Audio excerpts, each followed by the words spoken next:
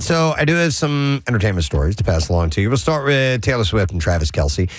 They might be getting serious as they were reportedly spotted touring luxury homes in Northeast Ohio, by the way, according to multiple sources. That's where all the celebs are going. That told Cleveland Scene, the magazine, about it. The couple is said to have toured 2 posh properties in June while also having lunch in Chagrin Falls, which is near Kelsey's hometown. The lunch part of the trip made the news. The restaurant manager had said Travis grew up in Cleveland Heights, so he decided to visit somewhere that he was familiar with. While Kelsey's roots are in Cleveland, he's reportedly eyeing a more pricier neighborhood for a future with Swift. So let's do a temperature check here. Do you think, and I believe this, I believe what I'm seeing is leading towards the inevitable. I think they're going to get married. Yeah. Right? It looks that way. Yeah, does it I not? think so. Yeah. I mean, because that's always the rumor with everyone she's ever been with. But honestly, but I think I'm seeing all the signs. Yeah. You know? They should move here, though. They really should be closer and go to your backyard barbecue. Yeah. They're invited. Where would you have them live if they were living here? Should they live out by Bradley Cooper? Yeah, New Hope. New Hope, Yardley, Gladwin. I think Gladwin's a good spot for them. I mean, because, Jason lives in Haverford. You don't ever want to be that far from Gary Lauer. No. So the NFL star's current Kansas City mansion was recently burglarized, and with possible retirement looming, a new home may be a part of the next chapter, and Taylor has her own $80 million real estate empire. Getting a place that they could call their own would be a big step for the couple, and of course they first got together in 2023, and they're still going strong. Doesn't it blow your mind when you hear of these people with the vast financial resources getting robbed? I'm like, don't you have private security? Don't you have every top type of tech available, and you're still getting robbed? Yeah. More the lure, too, though, the people that are good at that type of thing to go rip them off. Right. You are watching your neighbors and friends, or your friends and... I've only watched one episode. I got to watch more of it. But yes. The conceit in that is that you reach a level of wealth where you just leave the doors open and you don't, and I don't know if I buy that, but maybe there's something to it. Yeah. But criminals are just they're gonna crime, you know? They're gonna find ways to break in, and they're a high profile target, so I'm not surprised at it at all. Dave Bautista was spotted with a mystery woman while out on a dinner date at St. Vincent Bungalows in West Hollywood. The two are said to have been pretty cozy with each other. Dave was spotted with his hand on her lower back as they arrived. They were both looking pretty snazzy, too, which has Dave's fans thinking this wasn't some super casual meetup. I bet you I know who it is. Who? Soleil Moon Frye. Oh, it's her birthday today. Big Punky Brewster fan. I'd be okay with that. Yeah. The actor has been married 3 times before. I didn't know that. Yeah. Most recently to Sarah Jade, whom he split with in 2019. The woman he was spotted with has not been identified at this time. Let's see. Denise Richards. Here we have more on this.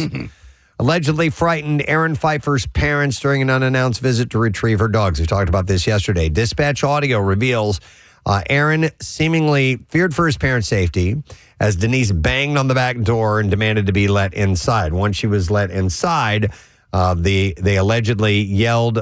She allegedly yelled, pointed in their faces, and clashed with Aaron's brother as well. There's audio from a 911 dispatch. I listened to it. It's not that great, but she's not a Christian. That's her, I guess. The ex-wife has a temporary restraining order against the informant. You can hear the dispatcher say the informant left ex-wife at informant's home with his parents. Informant no longer in the area and fears for his parents. Of course, the informant is Pfeiffer's. Yeah. Photos show Denise speaking to deputies and Aaron comforting his mother.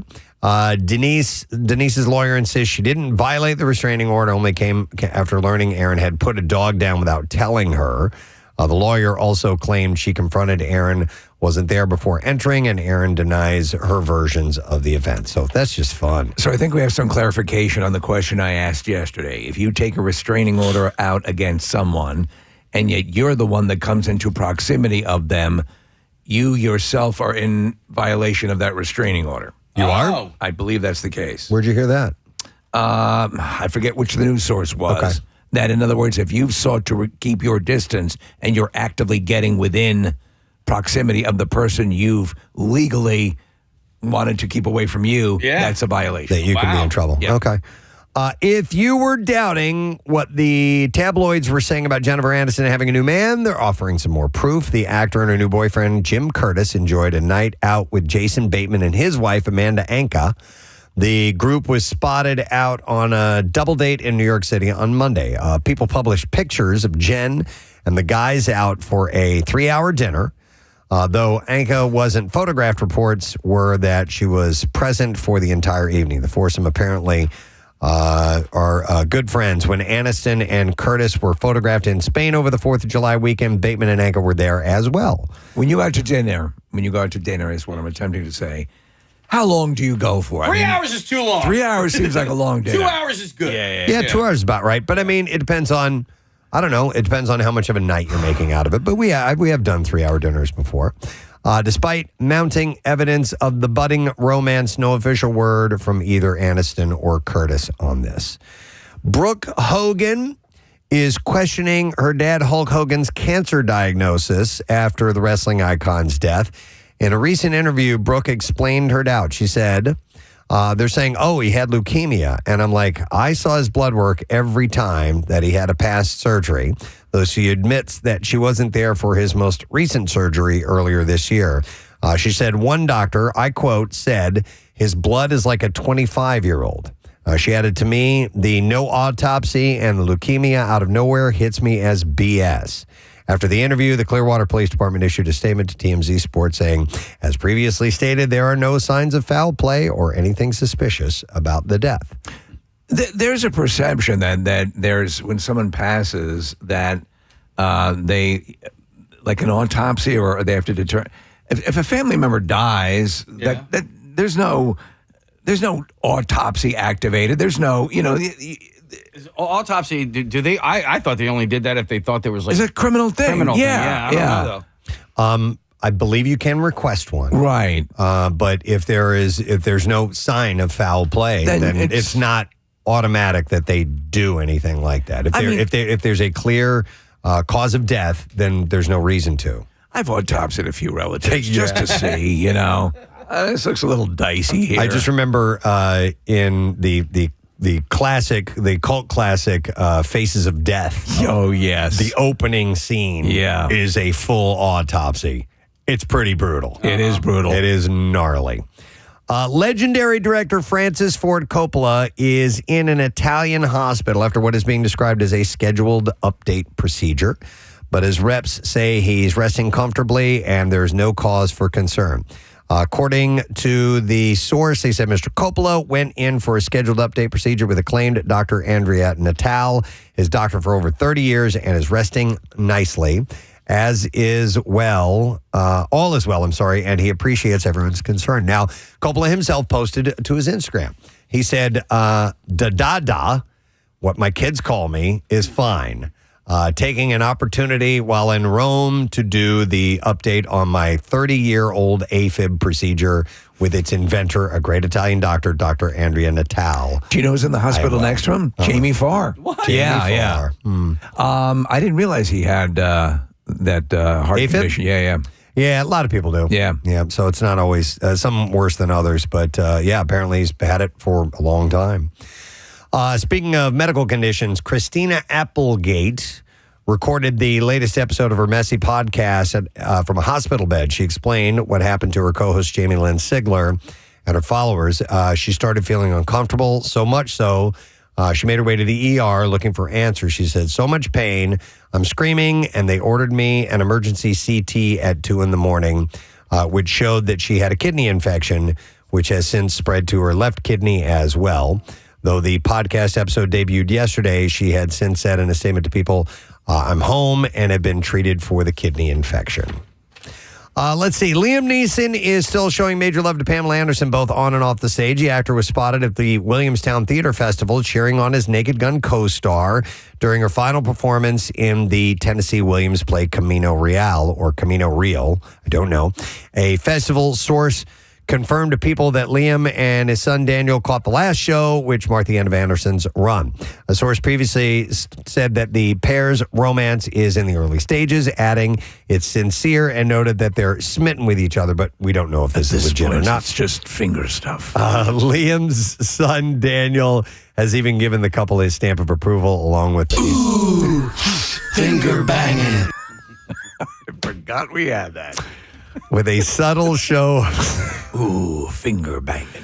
Ooh, finger banging. Of support by Neeson's former sister-in-law, Jolie Richardson. I love the Red Hot Chili Peppers. We'll just go ahead and move along to another story. I wonder who has a bigger dong, him or Tommy Lee? Liam or wow. The word is he is formidable. Yeah, I know. Yeah, I've but seen so is Tommy Lee. Yeah. Yeah. I mean, as I'm saying, We've actually seen that. I'll show you mine too. I've got a particularly large member, a big Celtic hog.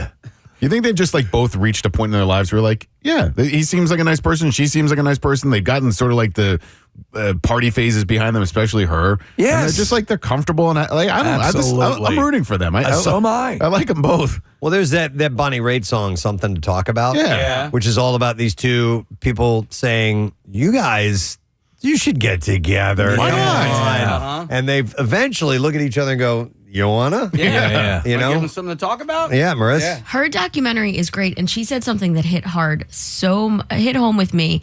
She just said, I love love. I love being in love. I love being around people who I love, which like kind of explains all the relationships she's had over the years. She loves the person at the time. She loves the love, and then maybe it just dissipates. And now this is her next one. She comes across as so incredibly likable in that documentary, and the stuff that she's listen, people have had harder fights, but she's been through a lot, and she's in a career resurgence that no one saw coming. Yeah. You know, she's being respected for. She's getting great reviews in The Naked Gun, and yeah, she's off and running. That photo of the two of them throwing popcorn is the cutest thing ever. By the way, Sit on my face. Longtime friend Jamie Lee Curtis spoke out on the couple's unconfirmed relationship in a new TikTok video, asking that people leave them the F alone. Curtis, whose last project with Pam was her critically acclaimed The Last Showgirl, went on about her adoration for that they're both beautiful human beings. Noting that if they actually have found an intimate love with each other, we should all go to bed tonight feeling better. If you'll remember, it was not many years ago that she was at I think it was the Rite Aid up the City Line Avenue with, promoting her line of cosmetics. So things have taken a wonderful turn. Most definitely. Speaking of our area, production on the fourth season of the hit Prime Video show Reacher is back in Philadelphia after Reacher star Alan Ritchson was spotted outside of Park back in June. Fans were thrilled to see another sign hinting at the show's return to Rittenhouse. You know what's going to happen now? You and I are going to get confused for him. It happens all the time, Preston. On a street sign posted on July 30th, residents were notified that a Turkey Meatloaf Productions team was filming between 6 a.m. and 1 p.m. on Monday for Amazon Prime. The sign designated no parking areas on the east side of 18th between Walnut and Spruce, the south of Walnut between 17th and 19th, and both sides of Locust between 17th and 18th. Fans suspect the production's return is a reshoot scenes that originally featured actor Jay Baruchel, who was part of the new cast members announced ahead of the new season. He was meant to play a police officer named Jacob Merrick in season 4 of the series, but in late June, while filming was underway, it was announced that he was exiting the project for personal reasons, which is too bad because I love Jay Baruchel. Yeah. And would be replaced by actor Christopher Rodriguez Marquette. It's unclear whether Richardson and Marquette were involved in filming on Monday, but Philly has been a major backdrop for the show's upcoming season. They've been in and around the area because they've been through Atlantic City on one of the last season, actually. And we're huge fans. Yeah. If you've not jumped on the Reacher train, I gotta catch up. The last season was terrific. Yeah. The second season. All right, so there's only been 3 seasons. Okay, Yeah. I think I still need to finish season 2. Oh, okay. Yeah. Yeah, it's great. Crap. Everybody knows Jay Kelly, but Jay Kelly doesn't know himself. That's the hook for a movie, or a show. Well, yeah, it's a movie for Netflix. Jay Kelly, a new heartfelt comedy from Oscar nominee Noah Baumbach. It's landing on Netflix December 5th, and it follows George Clooney's Jay, a famous actor, and his lawyer manager Ron, played by Adam Sandler, on a whirlwind European trip, and they are forced to confront the choices they've made, the relationships with their loved ones, and the legacies that they leave behind. Co-written by Emily Mortimer, the story blends humor with deep introspection, or as Jay puts it, you know how difficult it is to be yourself? You try it. It actually, the trailer looks really good. It does, but as I was watching it, think about years ago, that would have been a no-brainer major theatrical release. Yeah. And now it's going right to streaming. Yeah, it's got a cast. Two heavy hitters. Laura Dern, Yeah. Riley Keough, Billy Crudup are all in, a ton more in this. But you're right, Steve. That would have been absolutely full-on big screen. Yeah. Yep. The movie will stream December 5th after a limited theater run starting on November 14th. The 80s cop series T.J. Hooker being revived with a comedic angle in an upcoming Netflix film as well. The original series starred William Shatner, Heather Locklear, Adrian Zmed, and James Darren. Ran from 1982 to 1986. With The Naked Gun a big hit in theaters, it paves the way for Hooker, the story of an old-school, hard-nosed cop training young recruits while dealing with changing times to be transformed into a less serious version of the original cop drama. The model to follow is Starsky and Hutch. Yeah. Because that was just the perfect blend. The cast was all very adroit at comedy, but they had reverence for the source material, and that's what you should do. I was actually thinking about that movie now that I'm thinking about it, and Snoop Dogg is Huggy He's Bear. great, yeah. It was awesome. I never saw the Chips movie. I heard it was not good. It was not good. But they tried to do a similar thing, yeah. I thought the Chips movie had some moments. Okay. And It's not better. Would you say is it equivalent to Starsky and Hutch? No, but I thought it had its moments. Yeah. There is at one point, who do you call it? Dak Shepard's junk ends up on Michael Pena's face. Like, it's a really, really funny you moment. piqued my interest. Yeah. So no word on casting or premiere as of yet for TJ Hooker. So we'll see how that shapes up. Got time for one more story. Which one am I going to give to you guys? Let's go with this one. Brendan Fraser stars in the trailer for Rental Family, a dramatic comedy set in Tokyo. Fraser plays an American actor who finds unexpected emotional ties while working for a Japanese agency that rents out people like him to pretend to be members of people's families. So I'm watching the trailer and I'm like getting emotional. Really? It looks. I thought it was going to be like a light comedy, but it has those elements. I would say it has very sweet moments. Okay. I hope it delivers on that because Brendan Fraser's good with that stuff. The film also features Mari Yamamoto, Takehiro Hira, and Akira Emoto. It's the unofficial sequel to The Whale, Preston, after Ozempic. And it was shot in Japan last spring. The movie also has a unique marketing campaign that includes fake ads for the rental family agency spotted around the world, offering happiness tailored to you. With no mention of the movie itself. And Rental Family will hit theaters on November 21st. So I got to check that trailer out. All right, we are ready to play some clips for you. On this season of Platonic, Sylvia and Will are maintaining their friendship while also attempting to tone down their chaotic adventures. Here, Seth Rogen talks about how audiences connect with these platonic friends. I think for a show like this, there's like a warmth to it, a very high relatability that the show is going for. I think it has the energy of like hanging out with your friends a little bit and hanging out with people you know and bringing you into the comedy through situations that feel very familiar, hopefully, to a lot of people. So season 2 of Platonic premieres today on Apple TV+. Are you smiling because you're thinking of Caliendo's impression? Yes! Because it's so good. Caliendo's impression of him with a I heard him laugh, so you saw me smiling. I was thinking the same thing. Caliendo has nailed that. All right, next clip. Here we go. The season of Wednesday, this season of Wednesday, has the teen outcast facing her biggest challenge yet. And here, Jenna Ortega talks about returning to the iconic role. You don't always get to revisit characters as well. So the fact that, I got to come back to somebody who is so strong and has been such an inspiration to so many, myself included, it was so much fun. It's so great to be deadpan. It's very, very special. Yeah! I hope, as much as she loved that first season and dove into that character, I hope she didn't get overwhelmed by how big that became. You know what I mean? And then all I of a know sudden, what you're saying, and spoil it. Yeah, because she's so good in it. I saw an alarming picture of her recently. I don't know if it's real, but she had that. Marissa, what is that face contouring procedure with the jawline that they do, the fat removal? The buccal fat, yes. Right. So I don't know, Sam, if you can pull up a picture of her, but they say that she might have had it. Oh, no. And she has this beautiful face. She's gorgeous. Cherubic. Yeah. And you don't need to do that. Yeah, the only thing, when you do face stuff, Oh, there we go. you have to, you get it done when you're younger.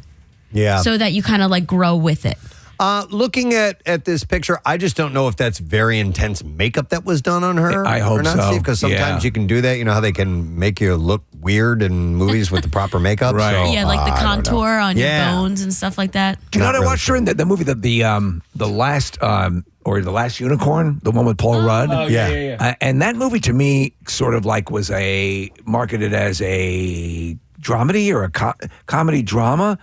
It's actually brutal. The unicorns in it are monsters. Oh, really? And Okay. dudes are getting their heads crushed and stuff like that. It's pretty brutal. Season 2, part 1 of Wednesday premieres. It's today on Netflix. Yes. What? Yeah. Awesome. I totally forgot. I did not know.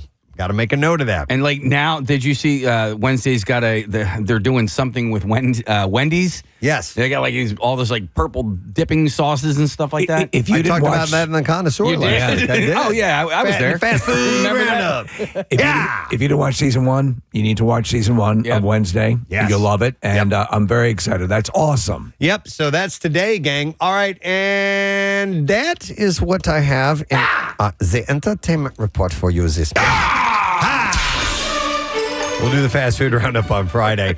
All right, so we have exciting things happening today. TJ Miller is checking in. We're looking forward to talking to him. I had to reschedule from yesterday.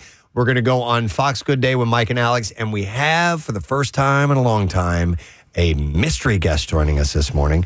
Actually, this is me and Steve and Nick. Yeah. We don't know who it is because Casey and Marissa set this up. So we're going to play the mystery guest game. We're going to try to figure out who it is. We'll put on blindfolds, and then whoever they are, Marissa and Casey deemed them worthy of sitting down and having a chat. So we will spend some time with whoever this person may be. And that's in the 8 o'clock hour. So shortly, about an hour or so from now. Let's take a break and come back and get into something else for all that. We'll be back in a moment. Stay with us. Preston and Steve. I was so high and so drunk. I had such a good time, man. Pause. Ready? Here it is. Wait. Is this Casey?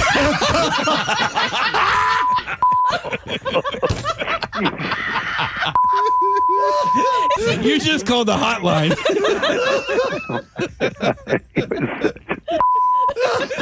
I need your consent. Can we play this on the air? Everything except the asshole part. Yes. I want to hear that pause again because that is priceless. Hang on, here we go. I was so high and so drunk. I had such a good time, man.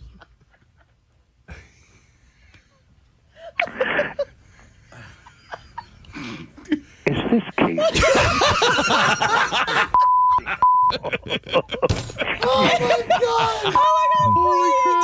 You just called the hotline. Oh my God. Oh my God. I need your consent. Can we play this on the air? Oh, that is. Oh my God. That is absolutely priceless. That is so He's a good. good boss. He's a great boss. What? He gave us some of the best audio. Oh yeah, absolutely. All right, let's get our next callers on the line. We have Justin, who is there. Hey, Justin. Good morning. Yeah, very well done, Justin. All right, let's go next to Vinny. Vinny, are you there? Oh, my family. Yes. My family. All right, we're going to start with Justin. Justin, please give us your best Bill Weston. Despite the inclination, avoid going after low-hanging fruit. All right. And let's see how Vinny can deliver that. Vin, go for it. Despite the inclination, avoid going after low-hanging fruit. Okay. This is close. I'll vote first. That was neck and neck. Yeah. But I think Justin gave it just a little bit more, so I'm going to vote for Justin. Casey? Wow, this is our first dissenting vote here. I'm going to go with Vinny on this one. His voice is a little bit deeper, which I think was a little bit more in line with the Bill Weston impersonation. Steve, what do you think?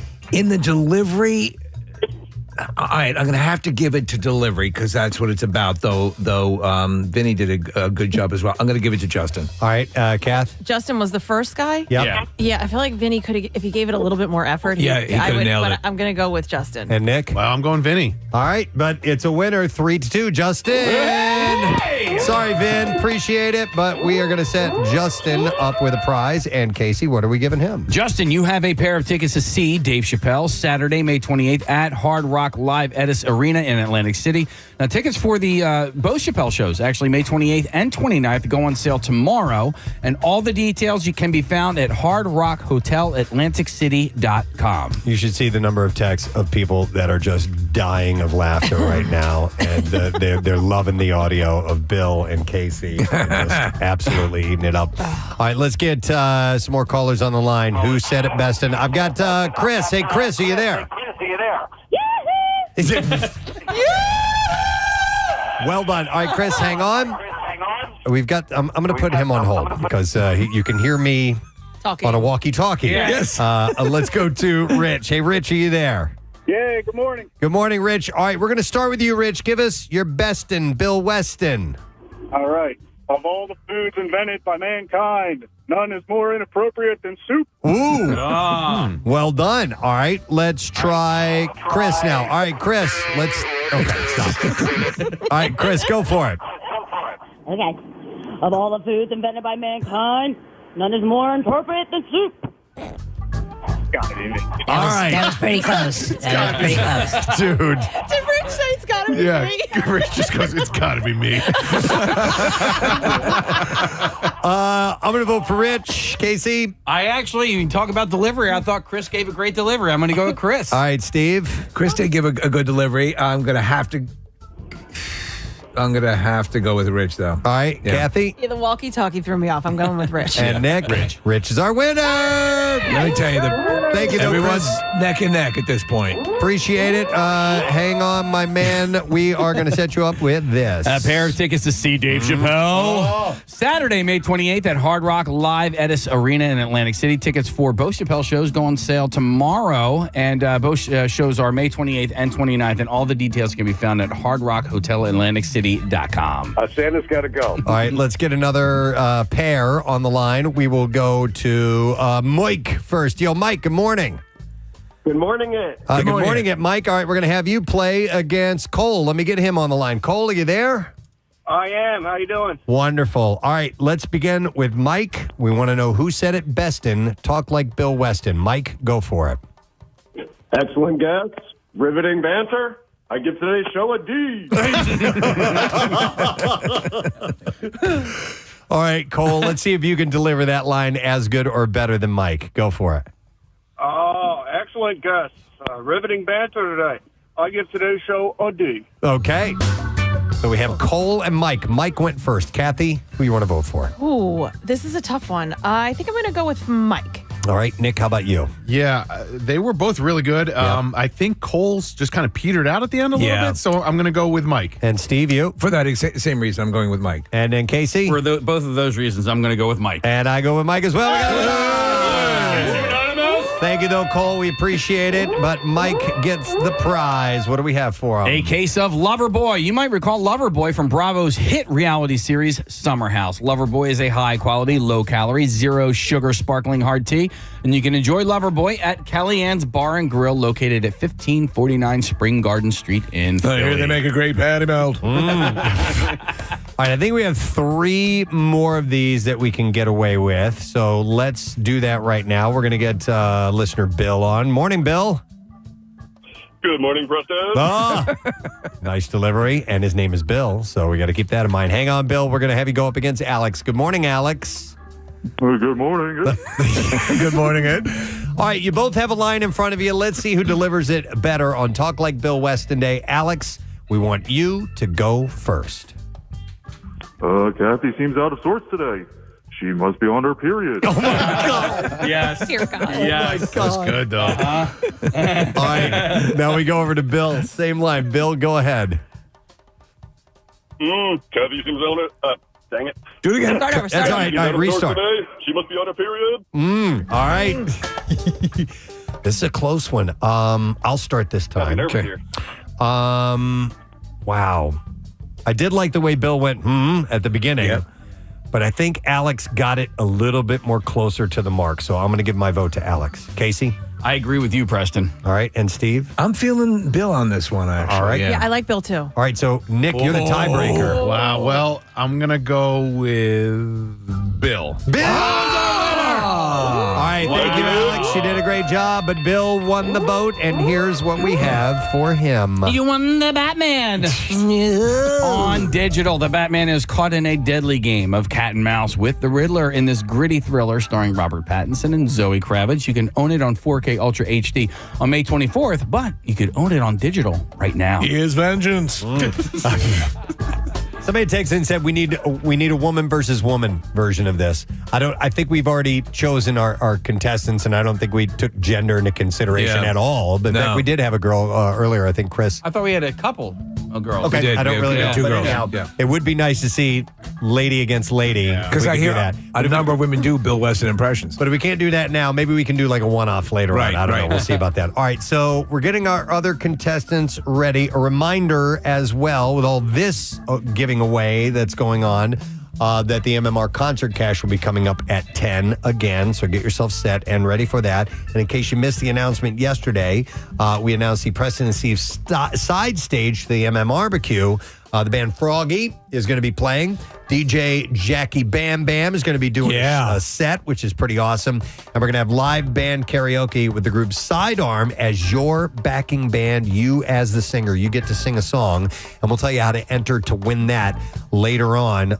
If not by tomorrow, then next week we'll have that information up and ready to go. And the 424-pack deal is underway. So if you want to get a 4-pack of tickets for $80, so that's $20 a ticket plus the Ticketmaster fees. It's available now through May 2nd at 10 p.m. or while supplies last. I need you to stop talking and listen to me. That's a great one. That is terrific. It's so good. He hasn't I come need down you to here. stop talking and listen to me. Oh, my God. That's a clip on its own now, right? It's got to be. Okay, good. Yeah. That's when we had him and Jackie and Bill and Gary Lauer in the escape room. Oh, yeah. Situation, right? And the Pituation. Oh, Yeah. But Bill went along with it. Somebody had texted earlier. They want to hear Pituation's Bill Weston impression at some point. Because he does such a good Rocky. It's spot on. All right, let's get 2 more callers. We have John. Hey, John, good morning. Hello, Preston. Good morning. International Talk Like Bill Weston Day. Let me get another caller, and we have another Bill. Hey, Bill, are you there? Yep, I'm here. All right, Bill, we're going to do Talk Like Bill Weston Day. Who said it bestin'? And, Bill, we are going to begin with you. Give us your Bill Weston line, please. The quickest way to sound desperate is to use the number 10. I love it. All right, let's see if John can top him. John, let's have it. The quickest way to sound desperate is to use number 10. Okay. You know what? Wow. John has a deeper voice, but I think Bill, me personally, I think Bill captured the essence a little bit more. I'm giving my vote to Bill. Nick? Bill's delivery was excellent. But his high voice threw me off, so I'm going John. All right, Kathy? John's who went second, right? Yep. Yeah, John. All right, Steve? I'm going with John went second? Yes. Yep. You went with John? No, yeah, I went with John because Bill had the higher voice. Okay. Yeah, I agree with that. All right, Casey? Yeah, I agree with that. All right, sorry, Bill, you're out of there. But John good, again. is a winner. And here's what we got for John. All right, we got a case of Loverboy. You might recall Loverboy from Bravo's hit reality series Summer House. Loverboy is a high-quality, low-calorie. I was thinking low-hanging fruit. 0 sugar, sparkling hard tea, and you can enjoy Loverboy, Kellyanne's Bar and Grill, located at 1549 Spring Garden Street in Philly. You just stop talking and listen to me. And guess what? Ladies On 93.3 WMMR. All right, thank you very much, Marissa. I've got a list of surveys in my hand. And we're going to go through a few of these. It's time for Survey Says. A variety of topics people asked for no particular reason. And the results of what they had to say, I have in my very hand. So this first one was surveyed they surveyed 2,243 U.S. adults and asked the following question.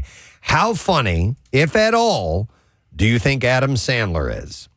So the answers you could give are very funny, somewhat funny, not very funny, not funny at all, and not sure. Can you forward this survey to me, Preston, so I can send it to my dad because he hates Adam Sandler? I thought he might. Yeah. And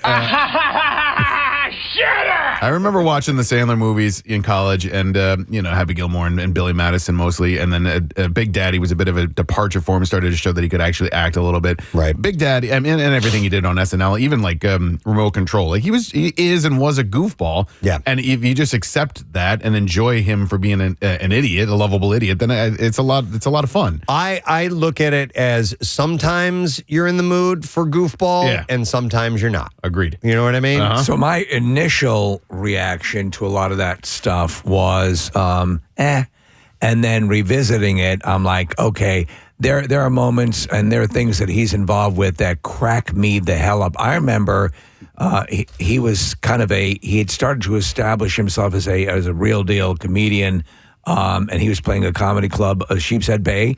I was one of the people who was performing comedians that night. He was funny, legitimately funny, and he was very kind to me. So, but through the movies, it's been sort of hit or miss. And now I look like some people were crapping all over the new Happy Gilmore. I'm like, I found myself laughing. Yeah, me too. And that's really the end result is, did you laugh? Little Nicky was eviscerated by the critics, and I find that movie very funny. Yeah. So you also have to take into account that he's writing all these words, right? So he's not just a goofball who's acting this stuff out, but like he's the one that's responsible for every single concept in all of these movies. He's funny. He's with a good team. Yeah. And stuff that he's done. One of his more recent appearances when he was hosting SNL, he did a parody of the Perillo tour, the tours. And the basic conceit was, Preston, we can take you to Rome, but if you were a depressed person when you left,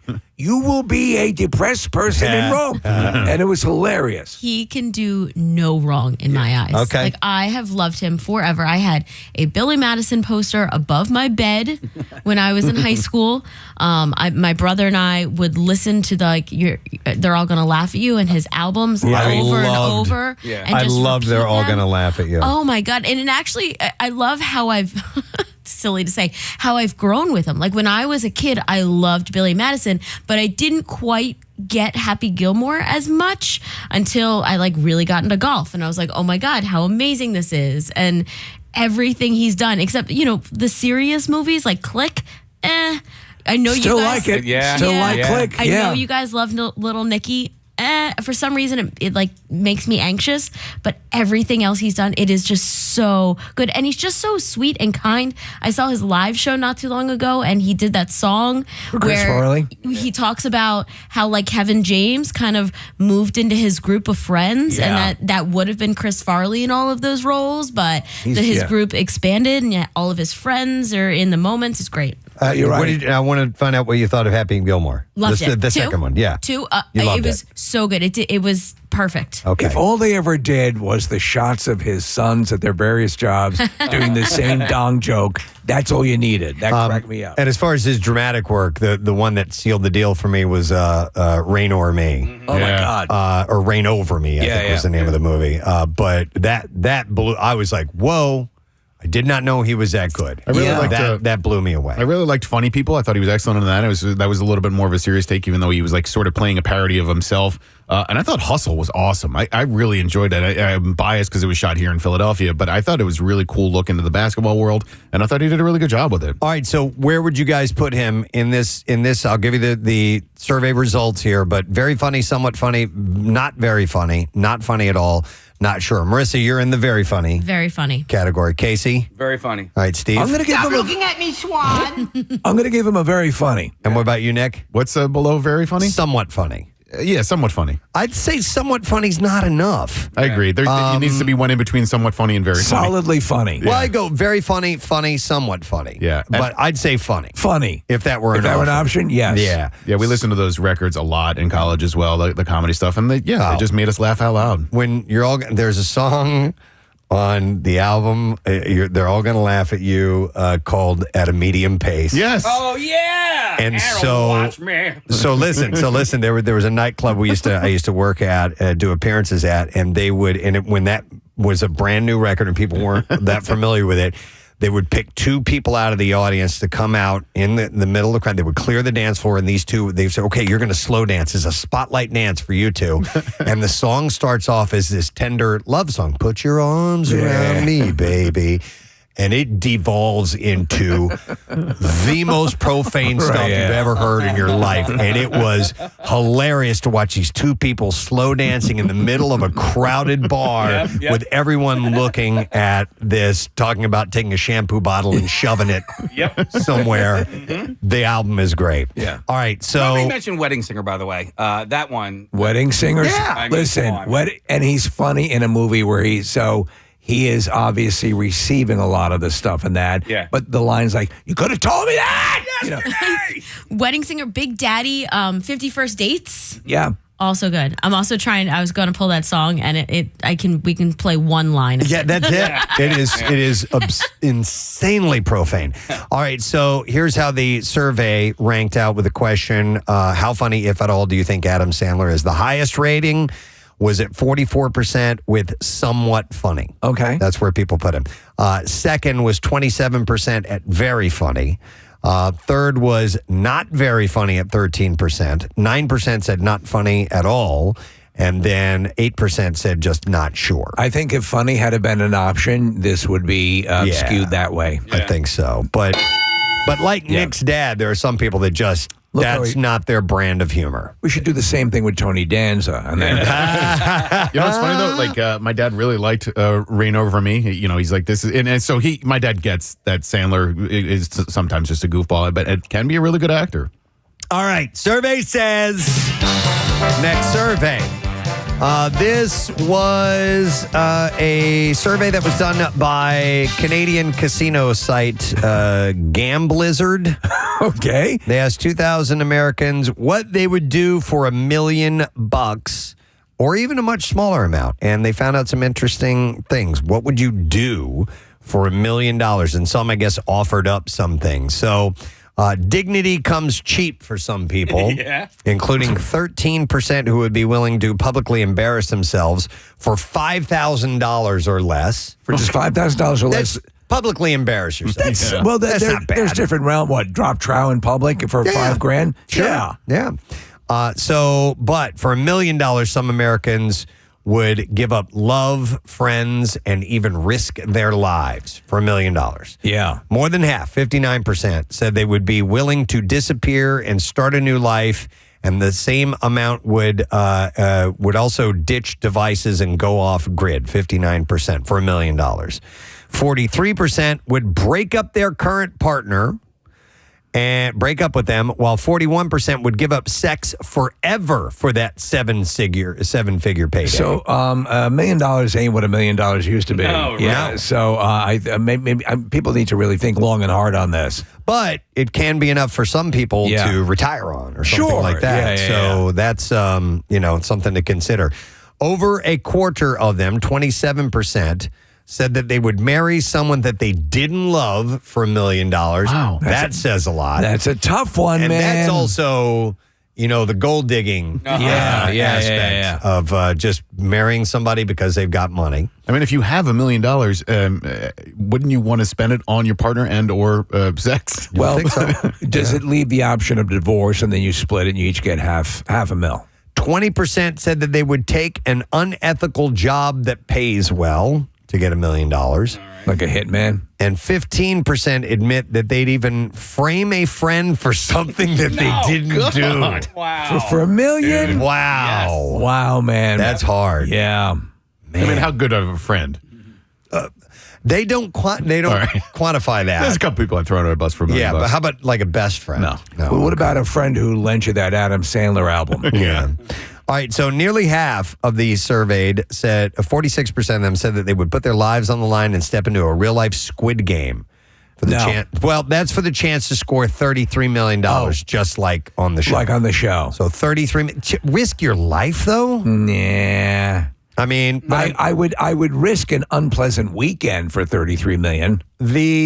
I believe in the upcoming Running Man, which is more true to the Bachman Stephen King book, instead of criminals, they ask people, desperate people. Right. Like Squid Game. Like Squid Game, Okay. exactly. Yeah. It's similar to that. So, and I forgot what the amounts are, but essentially you'll be taken care of. It's similar if you to risk your life in this game. Calamari Island, which is Calamari Island. Squid Game, Calamari Island. I like that. So to win that $33 million, 40% of Americans would even bankrupt a stranger, and another 46% that they would consider it, depending on whose money was at risk. Fortunately, people do have some priorities, like the 10% that claim that they would reject $1 million if they couldn't share it. Would you live on a steady diet of your neighbor's feces? Oh my God. For a year? Yeah. For $100. Yeah, I'll pay you $100. Think about it before you immediately answer. Okay. Yeah. All right. Yeah, give me some time with that. Don't answer right away. Think about it. People also say they refuse the money if they could never post online again, 21%. Wouldn't that be a blessing? Yes, it would be. Oh, my God. Oh, wow. They could only spend it to help others, 35%. 52% said they would take it if they couldn't travel or move outside of their city. Yeah, well, this goes. That's okay. Because you can't take it Get with used you, to but that. while you're alive, you can pay other people to kill people you don't like. That's right. Yeah. 54% said they'd take the money if their parents would control it, and 38% if their enemy would get the same amount. They have an enemy? Yeah, right? Yeah, all right. Don't you often think about like you're Superman all of a sudden? Well, let me ask you, in your life, do you have a Lex Luthor? Do you have an enemy? Oh, man. In high school, I did, but he wasn't my enemy. I had friends who were gay, and he would call them the F word and all that But stuff. you So specifically. that guy was my nemesis. No. I Okay. absolutely. I would try and fight that guy as much as I possibly could. Okay. Yeah, I watched somebody crack a wooden stick over his knee because he had called this dude the F word. Right. And his brother was standing right next to him with this, and he's like, "What did you just say?" Right, So right. So the guy is a complete scumbag. Yeah. So I had a nemesis. So, okay. And he was also short, so right. I'd probably be a lot different if he was bigger than me. I can't think of any enemies, but I have people I want to leave me alone. Is it You know what I mean? It makes No, for- it's not you know, It's not me? throughout It's not you. literature, that's made for less exciting. I don't Just leave I don't me know if I alone. want to be around him. Yeah. As opposed to, I must vanquish him. I must not be. My desire is to never be at a party where he is. There were times, more so in high school, where I was like, I hate that person. A bully or whatever it is. I had an enemy. I had the classic 3 o'clock after school. Yeah. Fight and the whole thing. It was one of those classic things where you get into the brawl and you end up being friends. Yeah. Oh, no kidding. Yeah. Okay. No, I never had that happen. Yeah, I mean, somebody texted this in, and I agree wholeheartedly. Who the F has time to have an enemy? Right. It's just so much time and energy to waste on somebody else. Right. Yeah. A nemesis. Yeah. Well, you can have a boss that can turn into an enemy. Sure. Yeah. I can see that if you've got an evil boss, that can be an enemy, because I've had jerk bosses before, and it's like you're stuck in a position. Where'd you get that hack?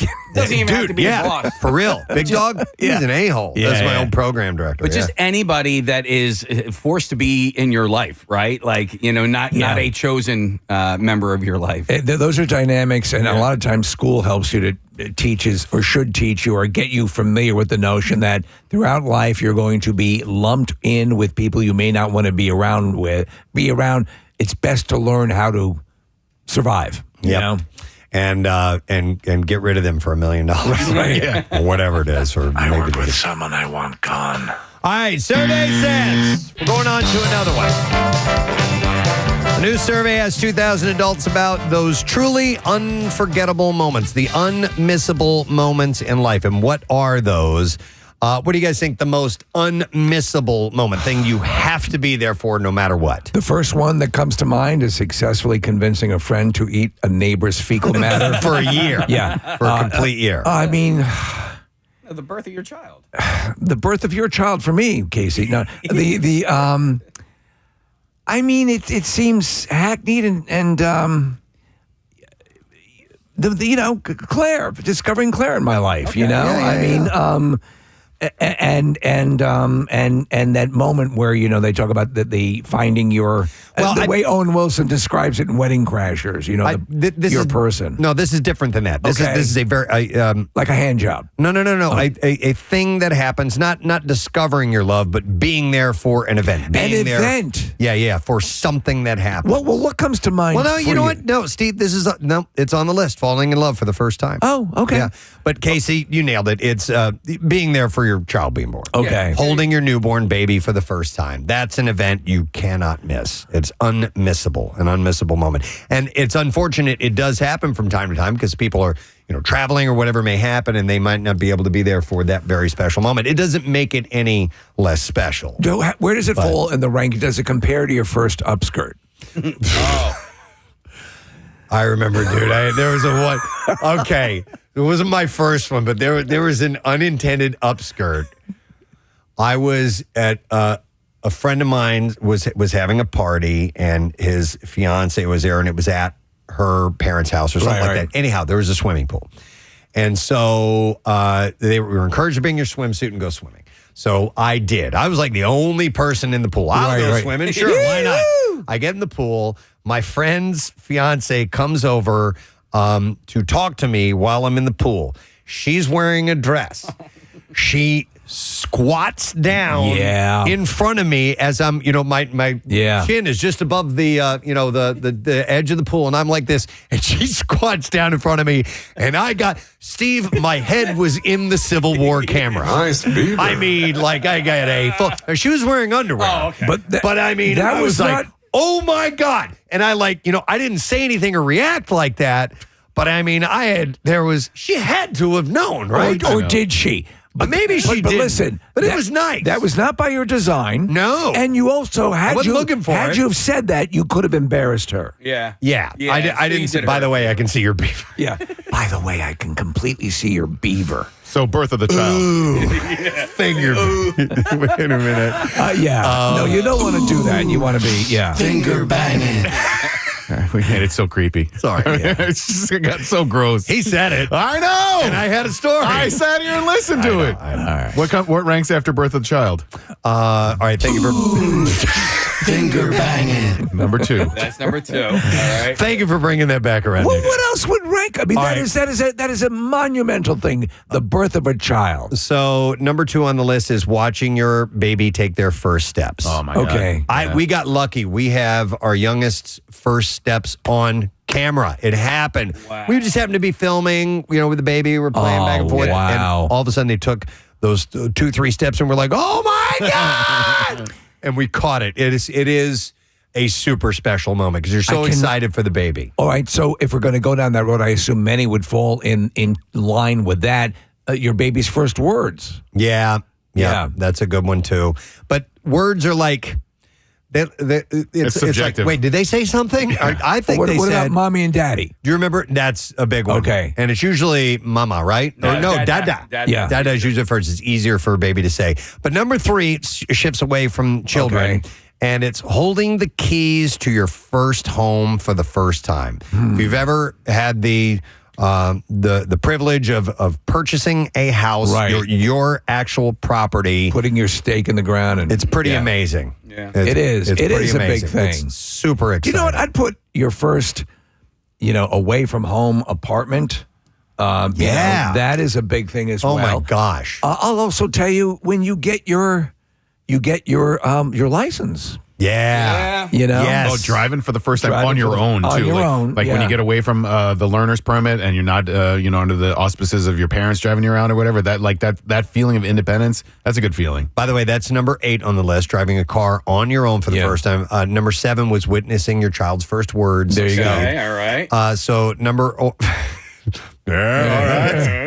about? I like the way you said that. Right. Number 4 is the last goodbye to a loved one. Oh, man. I know, right? It's heartbreaking. Yeah. I mean, it's memorable. Yeah. Doesn't mean it's an unmissable moment. It's like, Well, no matter what.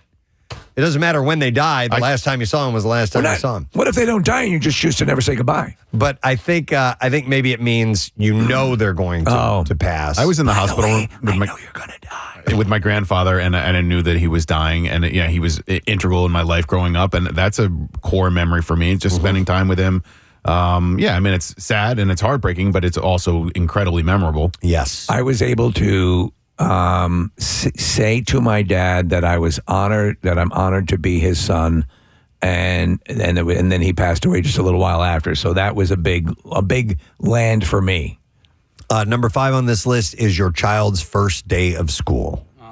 And that is a pretty special one. And it's scary, too. Your kid's going away and you're not sure what's going to happen. Anything can happen. I missed all of their first days of school because of what we do for a living. So I got to see it through pictures. And I did think about that with my youngest, taking a vacation day on her first day of kindergarten. But I never did that. So, I missed that one. Yeah, I was never there that morning. Right. But I knew that they were going to school. But Let's not get carried away. They're just your kids. I remember them getting off the bus on the way home. And that was always super sweet.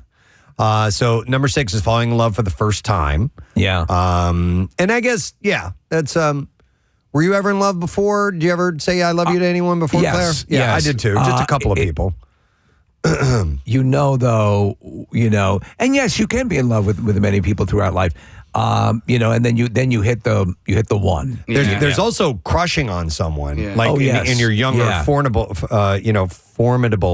years. I want to make a skin suit out of it. That's pretty special too. Well, so for me, it kind of sucked because it was not reciprocated. Well, So that's a rite of passage too. Having unrequited love. Excuse me. Yeah. I'm getting emotional. Number 9 is being told I love you and saying it back. Yeah, that's pretty special. It's incredibly special, actually. And number 10 is being proposed to or proposing to someone. Yes. Were you nervous when you were able to finally get it out? You had set up the scenario. I was a little nervous, but the night before, Rochelle was saying to me, "You're never going to do it. It's never going to happen." Oh, yeah. I had a whole thing planned the next day. Goddamn do it, but you're ruining it now. And I almost went over and got the ring and went, "Here." Yeah. See? You're never going to do it. He's never going to do it. Okay. Do we have to wrap up the whole We have thing? to wrap up the whole God damn it. thing. I had a really good one. I know, but it's a good day.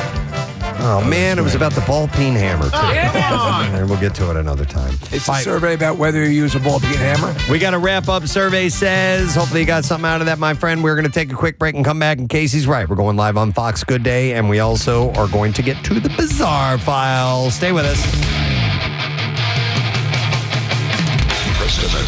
before we get to our final two contestants, the man of the day is here. Bill Weston, man about town. You know, I had to come in here and tell you what a great game this is and how good you guys are at it. Because I was the Bill on the last call that you didn't pick. That was me. That's great. Excellent job. Awesome. Were you the high You pitch lost voice? at your own contest. The best way to sound desperate is to use the number 10. Bill, I voted for you. Yeah. I said you got the essence. And I'm so mad because I went and told Marissa, I'm like, you should get Bill on the call and to do this contest. That's great. I figured you'd lead me on and I would complain about not winning the prize, but I was immediately hung up upon. And it was like, I got to walk in there and like say, hey, that was me. So you kind of did a Don Knotts, right? Yeah. I was just trying to throw you off. Yeah. That was great. Hey, Bill. I need you to stop talking and listen to me. Do you remember that Gary call? Because I'd forgotten about it. I totally remember forgot. that was fairly early on. I'd only met Gary once at the Camp Out for Hunger where he gave me a bullet. Remember that? He was giving bullets He to a was lot of handing people. out bullets. Was at the Plymouth meeting. So I didn't realize, because Casey's impression was, passable, but, I could have hurt. I didn't know it at that point or recognize the hotline number, obviously. Boy, was that. Because somebody said he was acting like an idiot, and I had to get in and, oh, my God. Well, that's a good drop. I'm sure you're going to use that We'll use that a lot, yeah. Oh, yeah. It's good. Oh, yeah. And in fact, Casey, I know you're renaming that, but I want to hear that pause, Okay. the lip smack, and then the realization. Okay, you gotta give me- Before we go to our, well, you know what? Let's do our We'll do last it after. contest. Okay, yeah. And we'll do it on the way out. Just one more line. We have one more. I'm going to go to Mike. Good morning, Mike. Hey, how you doing? Wonderful. All right, Mike, you're going to be going up against another Bill. All right. Hey, Bill, are you there? Yeah, I'm here. All right, Bill. We had this last matchup. It's between you and Mike. We're going to start with Mike. Mike, it's Talk Like Bill Weston Day. Give us your best and go for it. Something's wrong here. Santa's got to go. Okay. We'll go next to Bill and see how he does. Bill, you give us the line. I don't know what you want from me. Santa's got to go. All right. What are we gonna? Who are we gonna vote for, Nick? They were both a little rushed, but I think that Bill actually did the better of the two Bills. Okay, Kathy Correct. and Same. Steve. Yeah. There was an improv on the one performance. I've Casey? been come to known as, but I go with Bill as well. And I will go with Bill too. We got our winner. Mike, thank you for calling in, but Bill beat ya, and here is what we have for Bill as a prize. All right, Bill. What we have for you is a pair of tickets to see the next chapter in the Wizarding World series, Fantastic Beasts: The Secrets of Dumbledore, is now in theaters. Plus, you also get 2 tickets to experience the original film that started it all, as the Philadelphia Orchestra performs Harry Potter and the Sorcerer's Stone live in concert while the full movie plays on the big screen. And that's going to be Saturday, July 23rd at The Man. All right, let's play back just this realization moment that Bill had when Kay found out. He realized that Casey was pranking him. Here we go. It was reported that you were either inebriated, high, or a combination of both. I was so high and so drunk. I had such a good time, man.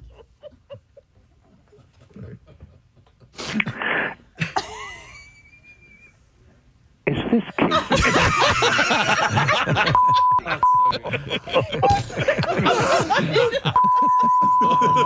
You just called the hotline. Oh my God.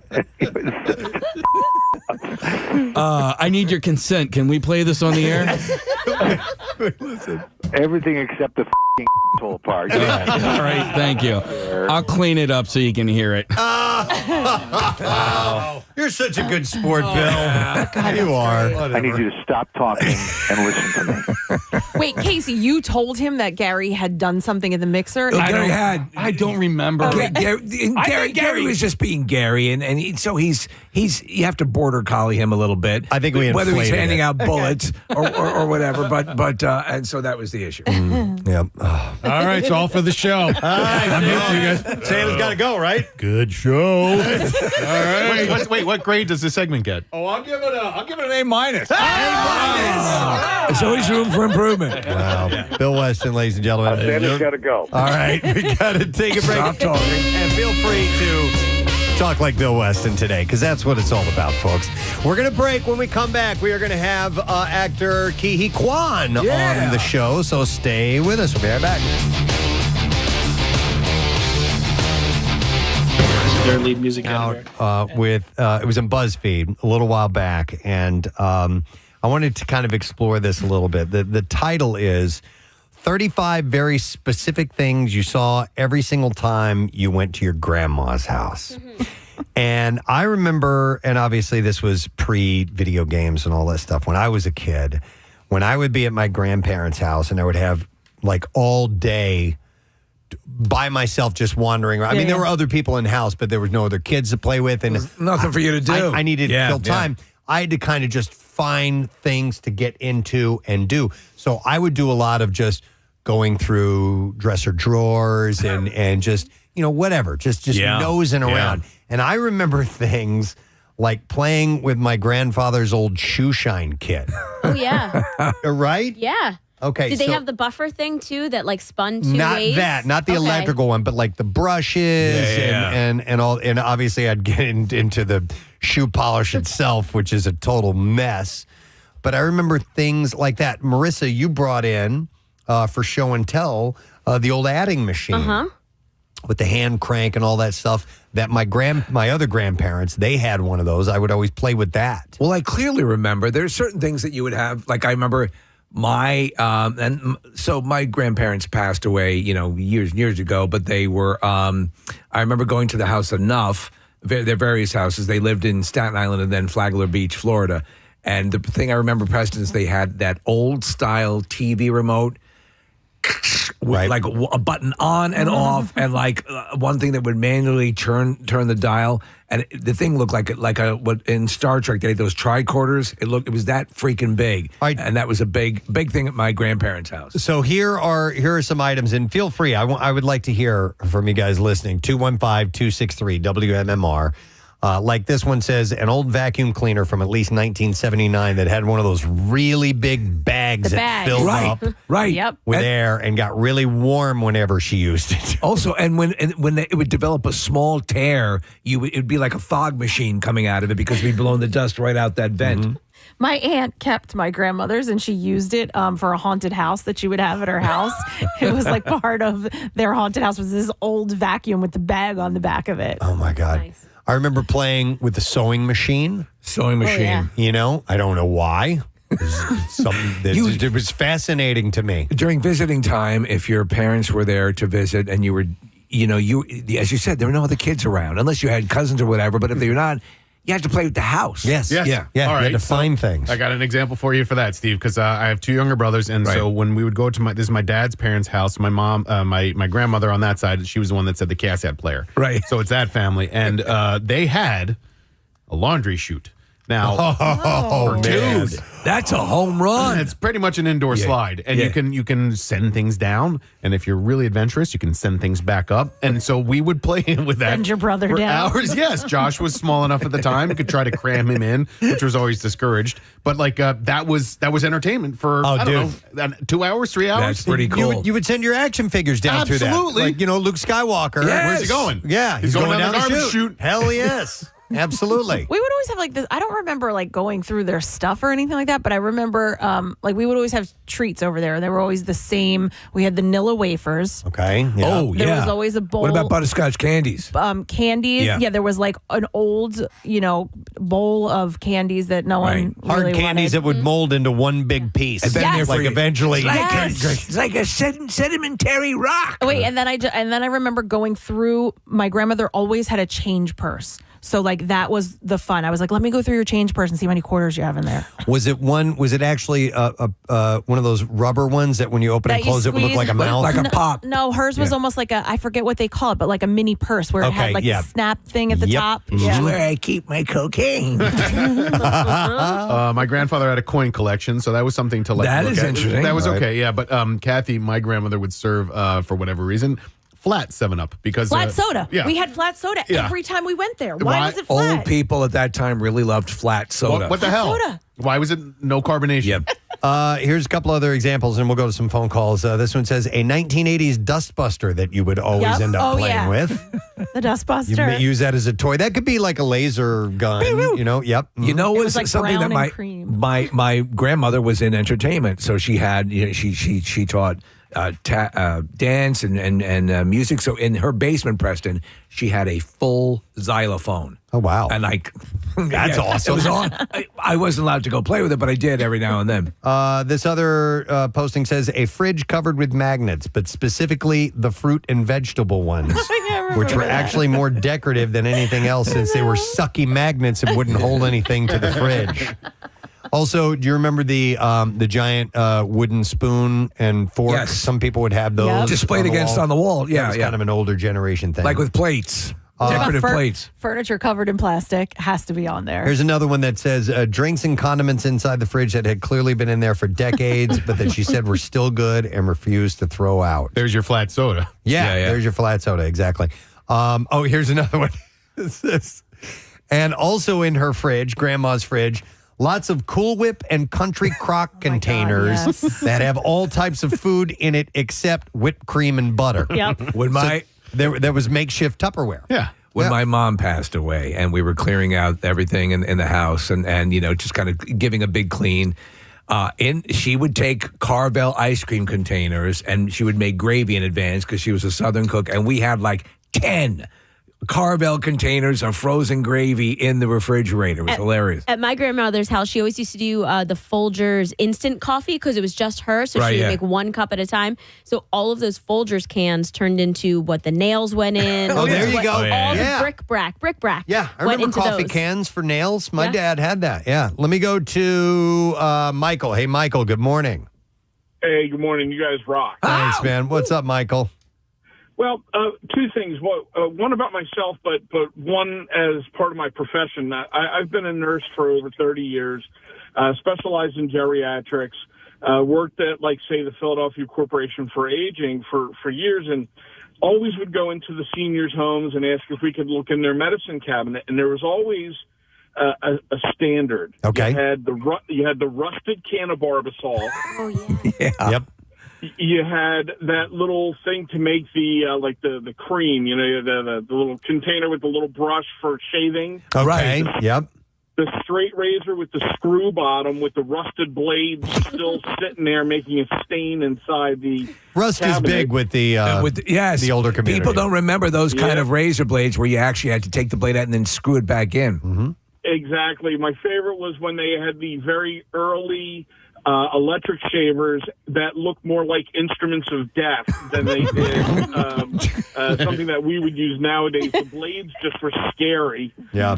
But and then, of course, my favorite was the medication with hand-typed labels that had been in there so long, it had gone from pill to powder to a mist, back to powder, and back to a pill again, like deadly antibiotic. It had gone through 9 half-lives. Yeah, no, that sounds exactly accurate. Yeah, I love it. For myself, going to see my grandparents who lived in Florida, we always had the hot dogs and the freezer-burned crinkle fries. All right. Fair enough. Freezer burned, yeah. Today we'll get to traffic in just a moment or so. We got about, 10 seconds. We'll hear some music fading up, and that means we're about to check in live. And there it is. We'll see what's going on. Hey, Preston and Steve, and the whole crew over there at MMR, when you go down the shore and you set up on the sand, are you a sprawler or are you a little more tidy with your space, Preston? A little bit of a sprawler. We've got, our beach game is good with my family. We've got multiple umbrellas, like 4 of them that we set up, and lots of chairs. Okay. So when we go down, we're usually going down with at least 4 to 6 people. So we'd like to have a nice space set up for our own. Shade is the key. I mean, I'm very pale, and so I burn easily. So we like lots of umbrellas, and we've got a very big beach cart. But we don't like. I've seen people like actually put borders out. Like put like little flags and stuff to kind of claim all this space that they're not actually using, like setting up a little front yard. And I think that's a bit excessive. But we take up some space, but I don't think we're obnoxious. Steve, are you a down the shore guy? I will go down periodically. I've seen people go a little crazy and like they're going to build a home on the beach. And as the president said, and then now, the last time I was down there, it's gotten insane.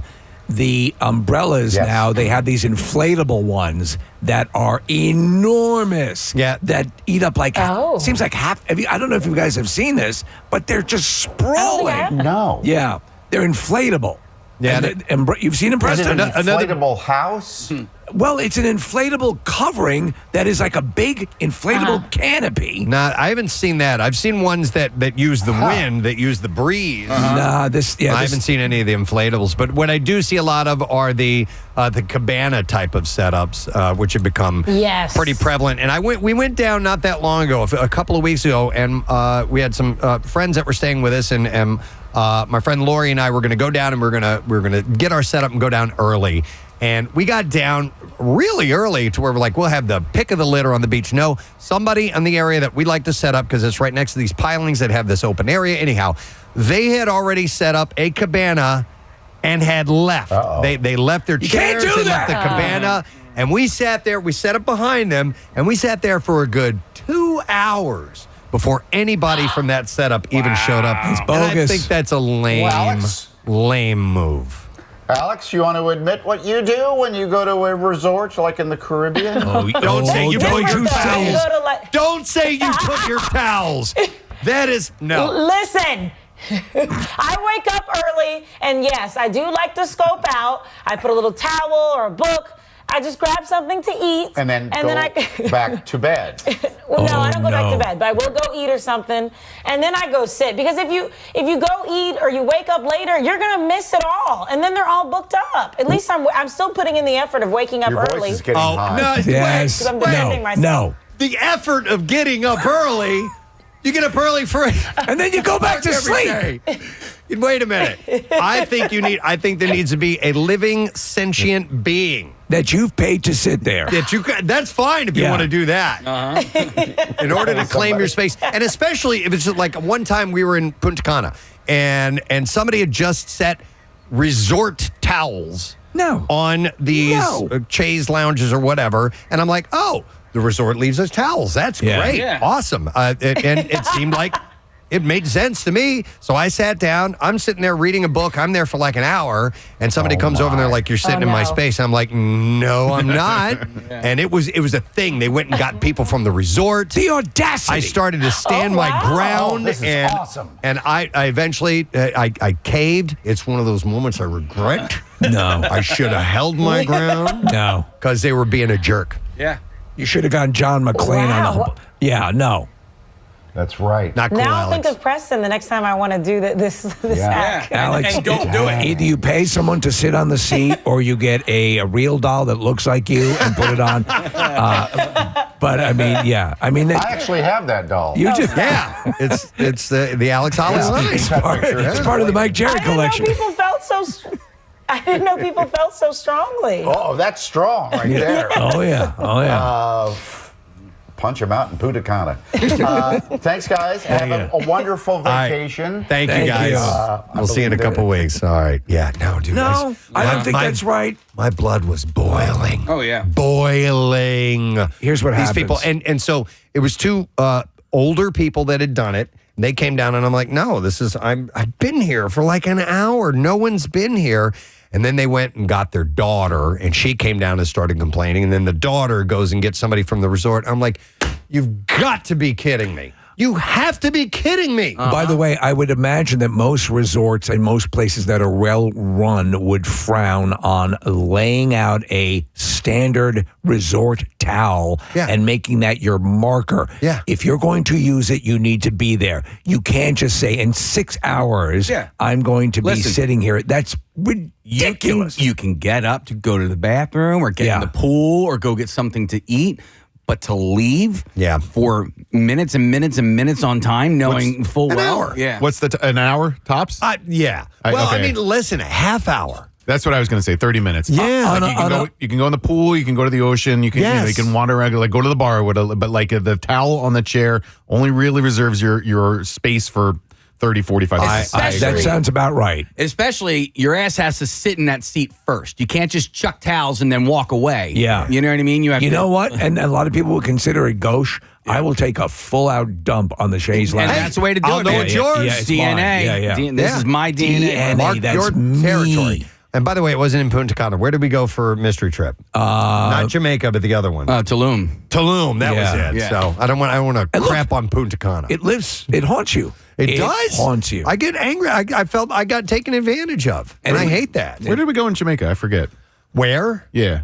We were at the Iberostar. Yeah. That was the name of the resort. Montego Bay. Yeah. That's the island. That's part of the island. Yeah. Yeah. 'Cause I didn't leave the resort. Me neither.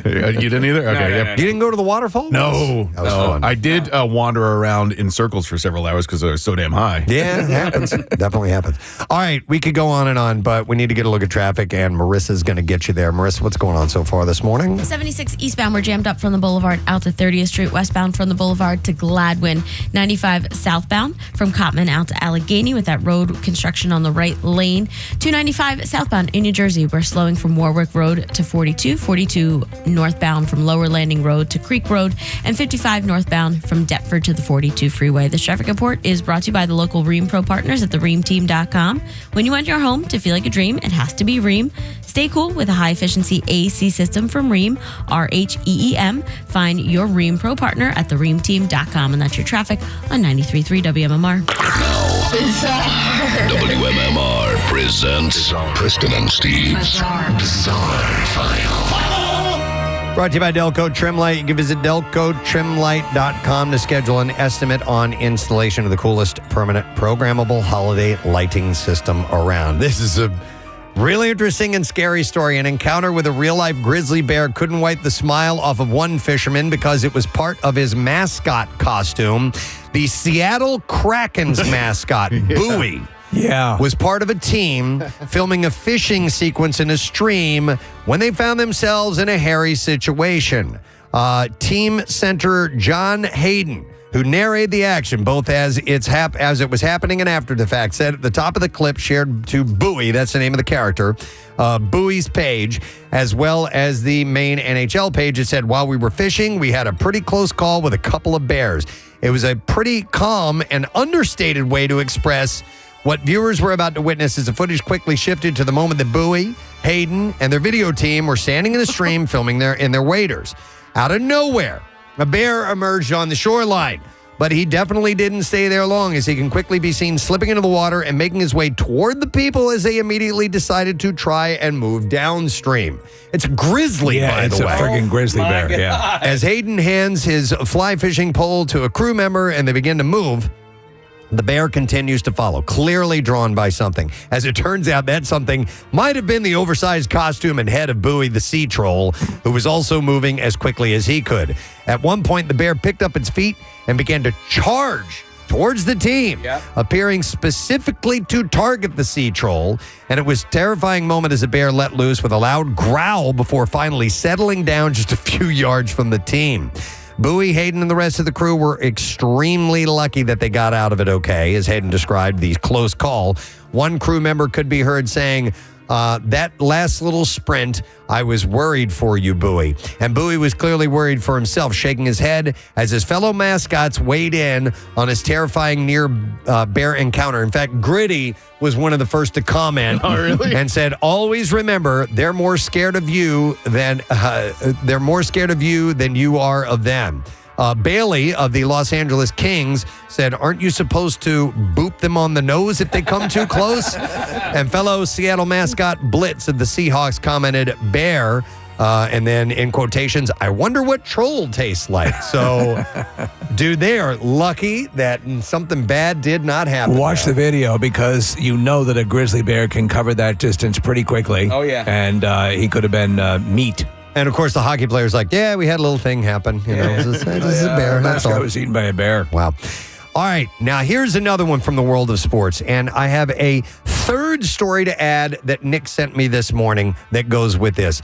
An individual who threw a sex toy onto the court during the Golden State Valkyries 77-75 victory over the Atlanta Dream on Tuesday has been arrested. This was at Gateway Center in College Park. The incident happened in the final minute of Tuesday's contest as the Dream and Valkyries are tied to 75. The lime green object was thrown from the stands onto the court and landed near the top of the free throw line shortly after Maya Caldwell blocked the three-point attempt from Tiffany Hayes. Officials did not stop play as the object bounced toward the sidelines. A police officer later picked the item up using a towel. Now, days later, another sex toy was thrown onto the court during Golden State's 73-66 victory over the Chicago Sky. That incident happened with 7:42 remaining. Officials immediately halted play and the green object landed out of bounds onto the basket. The WNBA said the subject involved in the incident in Atlanta on Tuesday has been arrested. A number of NBA players have spoken out against the string of incidents.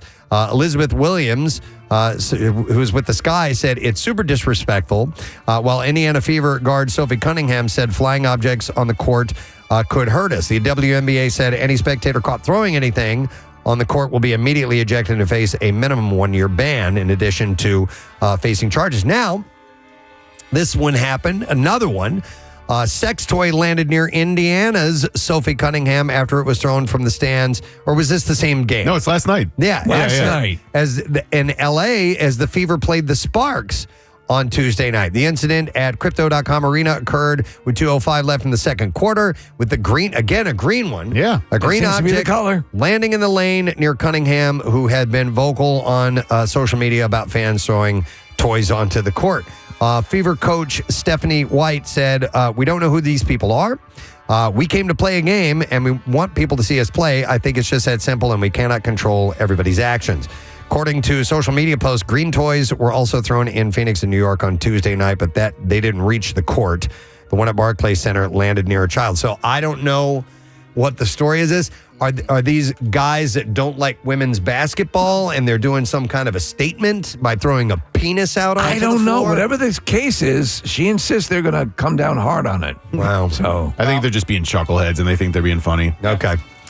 A fish falling from the sky sparked a wildfire and knocked out power in a rural area of British Columbia, Canada, according to fire officials. The blaze broke out near the village of Ashcroft, where firefighters were called to respond. When they arrived, they found ranchers and workers already battling the flames. Roughly 4,800 gallons of water were used to put it out. damn fish. But they were shocked at not the size of the fire, but what started it. It wasn't lightning or human error. It was a fish. The fire officials wrote on Facebook saying a quick investigation revealed the cause of the fire. It was determined to be a fish. Yes, you read that right. The fish had an incredible journey, considering the river is 3 kilometers east from the point of origin.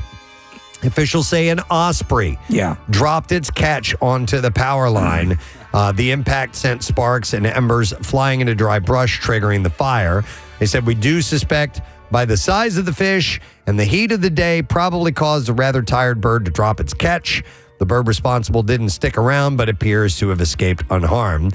And the fire scorched the surrounding land, but caused no injuries. Photos showed the blackened patches of earth where the fire spread before crews got it under control. You know, down in Florida, pelicans will periodically, empty their mouths of excess fish while they're flying like over highways and stuff like that. Yeah.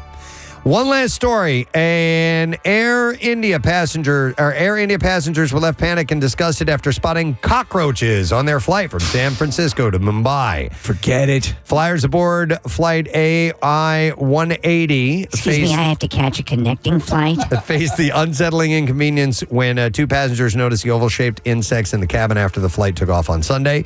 Staffers moved the concerned travelers to different seats when they made the skin-crawling discovery. They were first seen at the start of the lengthy flight, meaning passengers were likely on edge for most of the 16-hour trip. First time flying?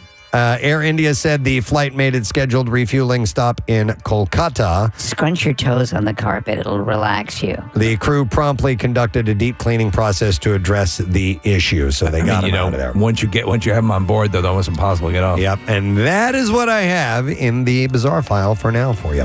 All right, we're excited because we have a thing we haven't done in a while coming up in a little bit.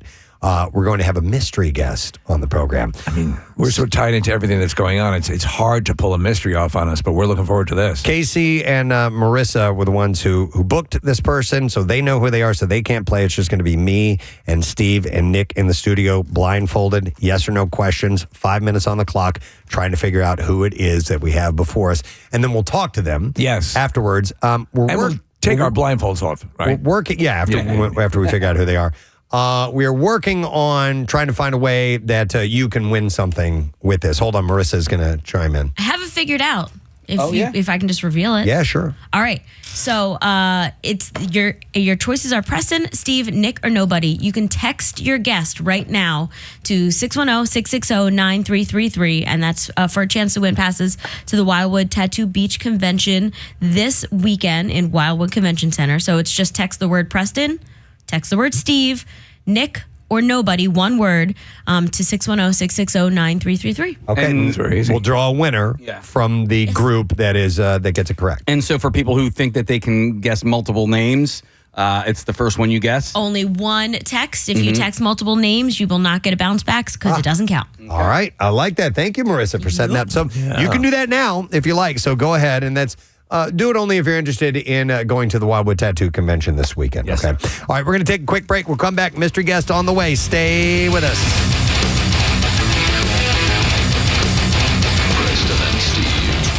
Myself was I would steal one of my grandfather's white undershirts, dental floss, and pennies, and I would make parachutes and throw them off the second floor of their apartment building.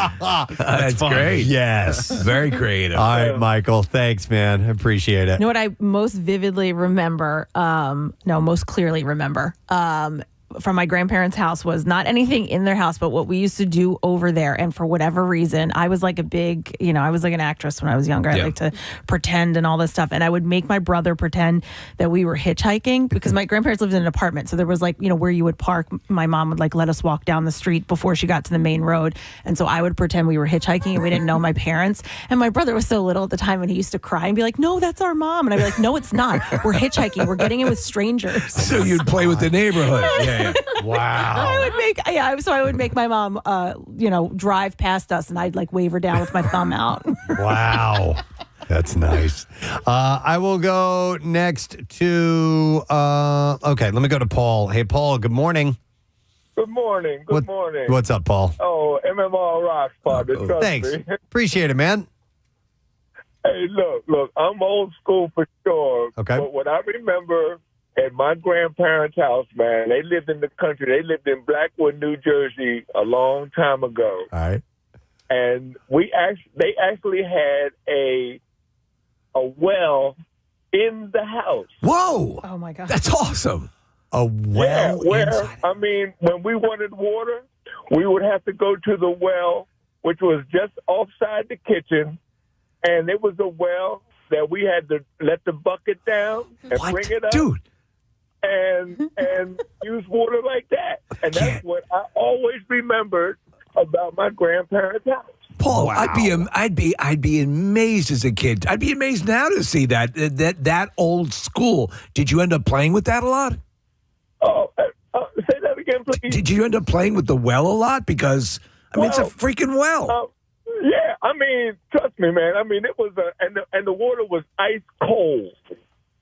Yeah. The water was ice cold. Probably from a cold spring. Every time we needed water, we would go down and go right outside the kitchen, let the bucket down, bring it back up, and use the water as we needed it. That's amazing. There was no plumbing in the house then, right? Or was that just an ancillary? Was that? Was actual? I'm telling you, I'm 70 years of age. Yeah. So when we went down to our grandparents' house, we had to go to an outhouse, which was off the house a ways, and the whole setup. Oh, that's wild, man. Yeah. But the one thing I truly remember was that there was a well that in the house. That's a great story. That might have been the Paul. height of Appreciate it. Okay, their well is in the house. Yeah. Yeah. My grandparents didn't have a well in their house, but they had a sump pump that I was terrified of. It was in a corner of this dingy, musty, dark basement. They've got a robot down there. It would make noises, and it just looked imposing to me. And I seriously thought that it like went to hell or something like that.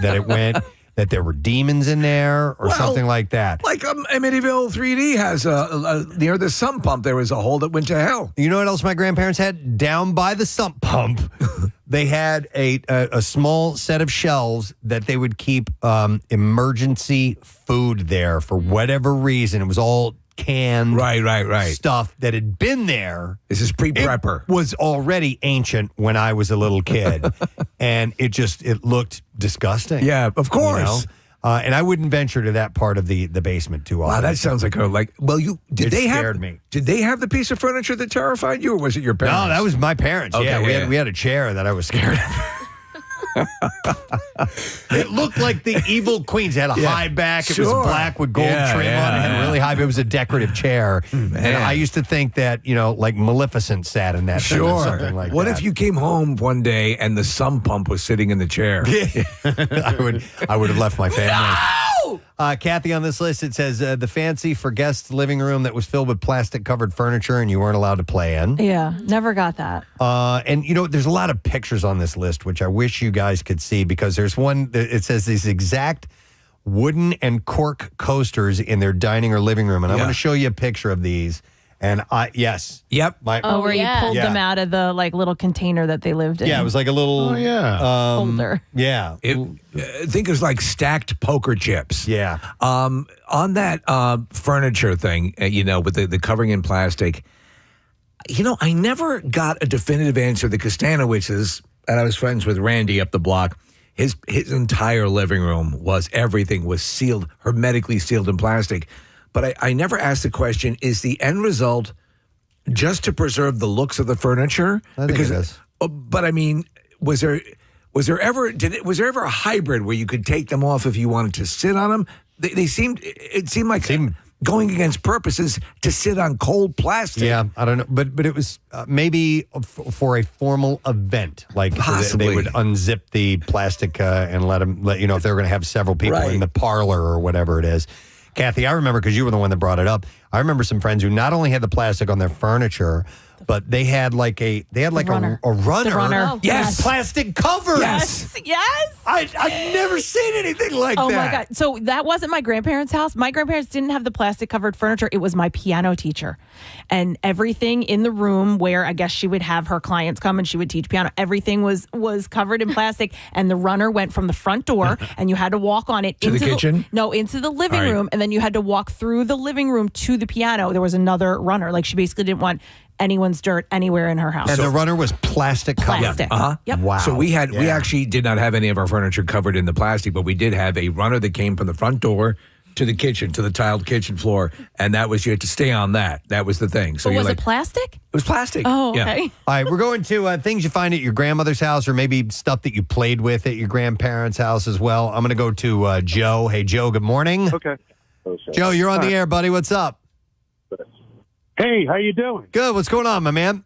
Hey, thank you for having me on. It's the first time I ever called you. Listen, I'll try to preface this really quick. All right. My mom was 36 when she had me. Okay. And we ended up living with my grandparents, so they were much older. Okay. And they were from Italy. And so they made and did everything. They even dug out their own basement. It's really wild. Wow. But what I remember most from my grandfather is he had an old-time cigarette rolling machine, which looked like two little horses, like a construction horse, with a piece of cloth that looped between, and you would put the paper in there, and he would put his tobacco in there, and you would spin the paper inside the cloth, and that would roll the cigarettes up. That sounds pretty cool. Say that again. I'm sorry. That sounds pretty cool. I mean, it seems like a very old world way of rolling a cigarette. Yes, it was really neat. I mean, the whole entire house, everything, you could eat off the whole entire yard. I'm serious. When they went to the store, the only thing they would buy is milk and meat, and that was it. Milk and meat. Yeah, they made, canned, pickle, did everything. Wow. So it was just a Joe. Did your grandfather teach you how to roll cigarettes? Well, yes, he did. And as a cause of that, I ended up doing that an awful lot when I was in high school. I But he ended up. Do you remember the old credit card machines where you used to slide? Yeah. They had a cigarette rolling machine that was like that. It was like the new one. Like one motion across and it would roll it? Yes, and Okay. would roll it out perfect. I remember that unit. I remember they used to sell those in magazines. You'd see it in Preston. They'd be like in the back of like a National Lampoon. So it wasn't necessarily for tobacco, but it was a popular item. Yeah, that's wild. Yeah, isn't it? It's really the things you remember, from when you're young. Oh, yeah. And what you had to do to entertain yourself. By the way, thank you, Joe. I appreciate the call. I had at my parents' house, my grandfather had a substantial, he was a carpenter. Yeah. So it was, what he did on the side. So he had all kinds of tools and stuff back there. And I remember for a while, and I might have been like 10 years old, I started playing with his jigsaw. Just finding pieces of wood and cutting it and just doing whatever. And I would play with that. That was kill my some time. toy. Yeah. But you had to find things to entertain yourself with. If there wasn't something on television, like I said, this is obviously pre-phones and actually a lot of pre-video game days. You just had to kind of root around and see what you could find to entertain yourself for a little bit. The houses weren't set up for kids. Yeah. It was set up, you had the big clump of butterscotch by the front door, and there were the standards meant for very old people. Or the strawberry candies. I remember just grabbing the snuffer, the candle snuffer, and walking around the house and putting out fake candles. Right. Like they weren't lit, but I would still put it out. Yep. Here's a couple other things from this list, which are things you always find at your grandmother's house. An old coffee percolator that she only ever used for parties. Her recipe card library sat on the kitchen counter. Oh, man. My Aunt Mary has one. Aunt Mary's still alive. I think she's 90 now. She lives in Willow Grove, and Preston, has an entire dresser drawer filled with recipe cards. All right. And at this point in our family, it's kind of like gold. Like, Sure. it's Oh, stuff my that she's God, been making yeah. for decades and decades and decades. I'd love to get my hand on them. For Christmas a few years ago, my uncle copied my grandmother's recipes. And Now, so I don't have to take my glasses off, and I'm getting prepped. That is creepy ass looking, dude. We have a mystery guest joining us in just a moment. I'll explain how this all works in a second, but we have to take a look at traffic. So let's fire up Marissa and see what you got going on. Marissa, what's going on this morning? All right, Ben Franklin Bridge westbound is slowing from the midspan to 5th Street. 76 eastbound from the Boulevard out to the Vine, westbound from the Boulevard out to Gladwin. 95 southbound, there's that construction between the Betsy Ross Bridge and Allegheny. It's jammed back to Cottman. And then Route 1 northbound from Perry Street to Olden Avenue, and more construction and some jam up there. The traffic report is brought to you by the International Hot Rod Association. International Hot Rod Association and Duran Hybrid, where the roar of the engine meets the torque of the wrench, building champions on the track and in the trades. Get your tickets at ihra.com. And that's your traffic on 93.3 WMMR. Thank you, Marissa. All right, I put my blindfold on as well. All right. I'm keeping my hands on the mixing console so I know where the buttons are to start, and I'll mess something up here to start some music. So, all right, Mr. Guest, we have not done this in a while. No. There are three of us who do not know who the next guest will be that's coming into our studio. We will be asking this guest one at a time, yes or no questions. If we get a yes answer from our yes or no question, we can ask another question. Right. And eventually you can take a guess. You can only guess when it is your turn. If you guess correctly, then hey, you win. And then we take off our blindfolds, and then we'll spend some time with this guest. We have a way for you to potentially win something for this. From this, we have tickets to the case I have in my Wildwood Tattoo Beach Bash, which is going to be from August 8th through the 10th at the Wildwood Convention Center. It is a massive tattoo convention. So here's how you do this. You text a name, either Preston, Steve, or Nick, or no. Is it nobody or no one? Nobody. Nobody. And if you are correct in your guess, then from that pool of people that correctly guess, we will grab a winner and you'll get to go to the convention this weekend. You can only enter one name. If you try to enter another one, it will not work. So just think of it's going to be me, Steve, Nick, or nobody. And it is a timed event. Yeah, we have 5 minutes on the clock. And we can ask yes or no questions. If we are taking too much time in between questions or guesses or whatever, Casey can buzz us out, and we have to stop right then and there. So, Casey, is our mystery guest in the studio? Our mystery guest is in the studio. I need you to turn on their microphone. I did not turn that on. Oh, yeah. And we've allowed Casey to implement corporal punishment if he needs to. Yep. So will the mystery guest be on the YouTube stream this morning? Okay. Yes. So if you're watching on YouTube, you guys will know before Preston or Steve or I know. If our mystery guest has a distinctive voice, I'll ask that they try to disguise their voice a little bit, and that's up to them, though. And yeah, we're asking yes or no questions. That is correct. So you guys ready to get started? Case we're ready to start? Yeah, you want me to start the music here? I've got it. I think I got it. I just did it. Oh, you did? Yeah. Okay. All right. Hang on. All right. All right. Okay. So who wants to go first? Should Preston, I start? you go first. Go ahead. On your mark, get set, go. Okay. Are you a musician? No. Okay. Then Steve, it's your turn. Would we know you as an actor? Yes. Ooh. Would we know you primarily for current films? Maybe not. All right. So I will take that as a no. All right. Nick, your turn. Would we know you mostly from television roles? Both. So, I'll give that a yes. Yes. Okay. Are you on a television show right now that's airing, on a streaming service or on a network? Yes. Is it a streaming service? Yes. Is that streaming service Netflix? Yes. Are you? Is that Netflix show a comedy? Yeah.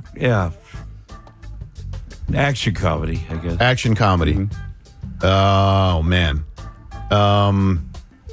Is this the current? Is this the first season of this show on Netflix? Second. Oh, So that's a no. Okay. Okay. Are you over 50 years old? Yes. Do you have gray hair? A little. So that's a yes, right? Yeah. Are you married to someone famous that we would know? No. Okay. Steve. Current show, Netflix, partially gray hair, action comedy, you said? Yeah. All right, so keep going with that. 3.5 minutes left. Oh, God. Boy. Okay, I'm in a conundrum here. Would we know, are you the main star of said series? No. All right. Are you originally from the Philadelphia area? No. Do you have any children that act? Yes. Would we know them from a Netflix show? No. Okay. Would we, okay. Would we know you from, well, no. All right, I'm going to pass. Oh. All right. Man, I'm starting to struggle. Yeah. And I'm kind Are you from the New York area originally? No. Son of a bitch. Would we know you from? No, hang on. That's a bad question. How do lawyers do it? Hang on a second. I'll get something out here. Do you use a gun on this show? Not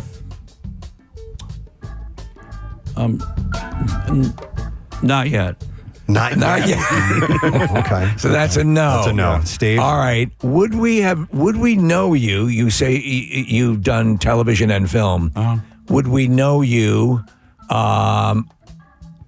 This is a dumb question, but I'll ask it anyway. Would we know you from a movie that was released within the last 5 years? A theatrical movie. Yeah. You say yes? No, he's guessing. I have been. There has been, but they're independent films. You may not see anything. God almighty, the tone of the voice sounds familiar. 1.5. Okay. Did you play, was this the movie that you were last in, the theatrical movie, was it as well as sort of action comedy? Yeah. God almighty, if I could get you to keep talking, but I can't because I'm hearing something that's sounding familiar. Are you hearing it too, Preston? Yep, I know who it is. Oh, okay. Yep. Go ahead. I can't. It's not my turn. I'm going to pass. Wow. Yeah, I'm starting to recognize your voice too, but I have not figured it out yet. So 1 minute. Have you ever been in a movie that's won Best Picture Academy Award? No. All right, my turn? Yes. Yeah. It's Tom Arnold. Man.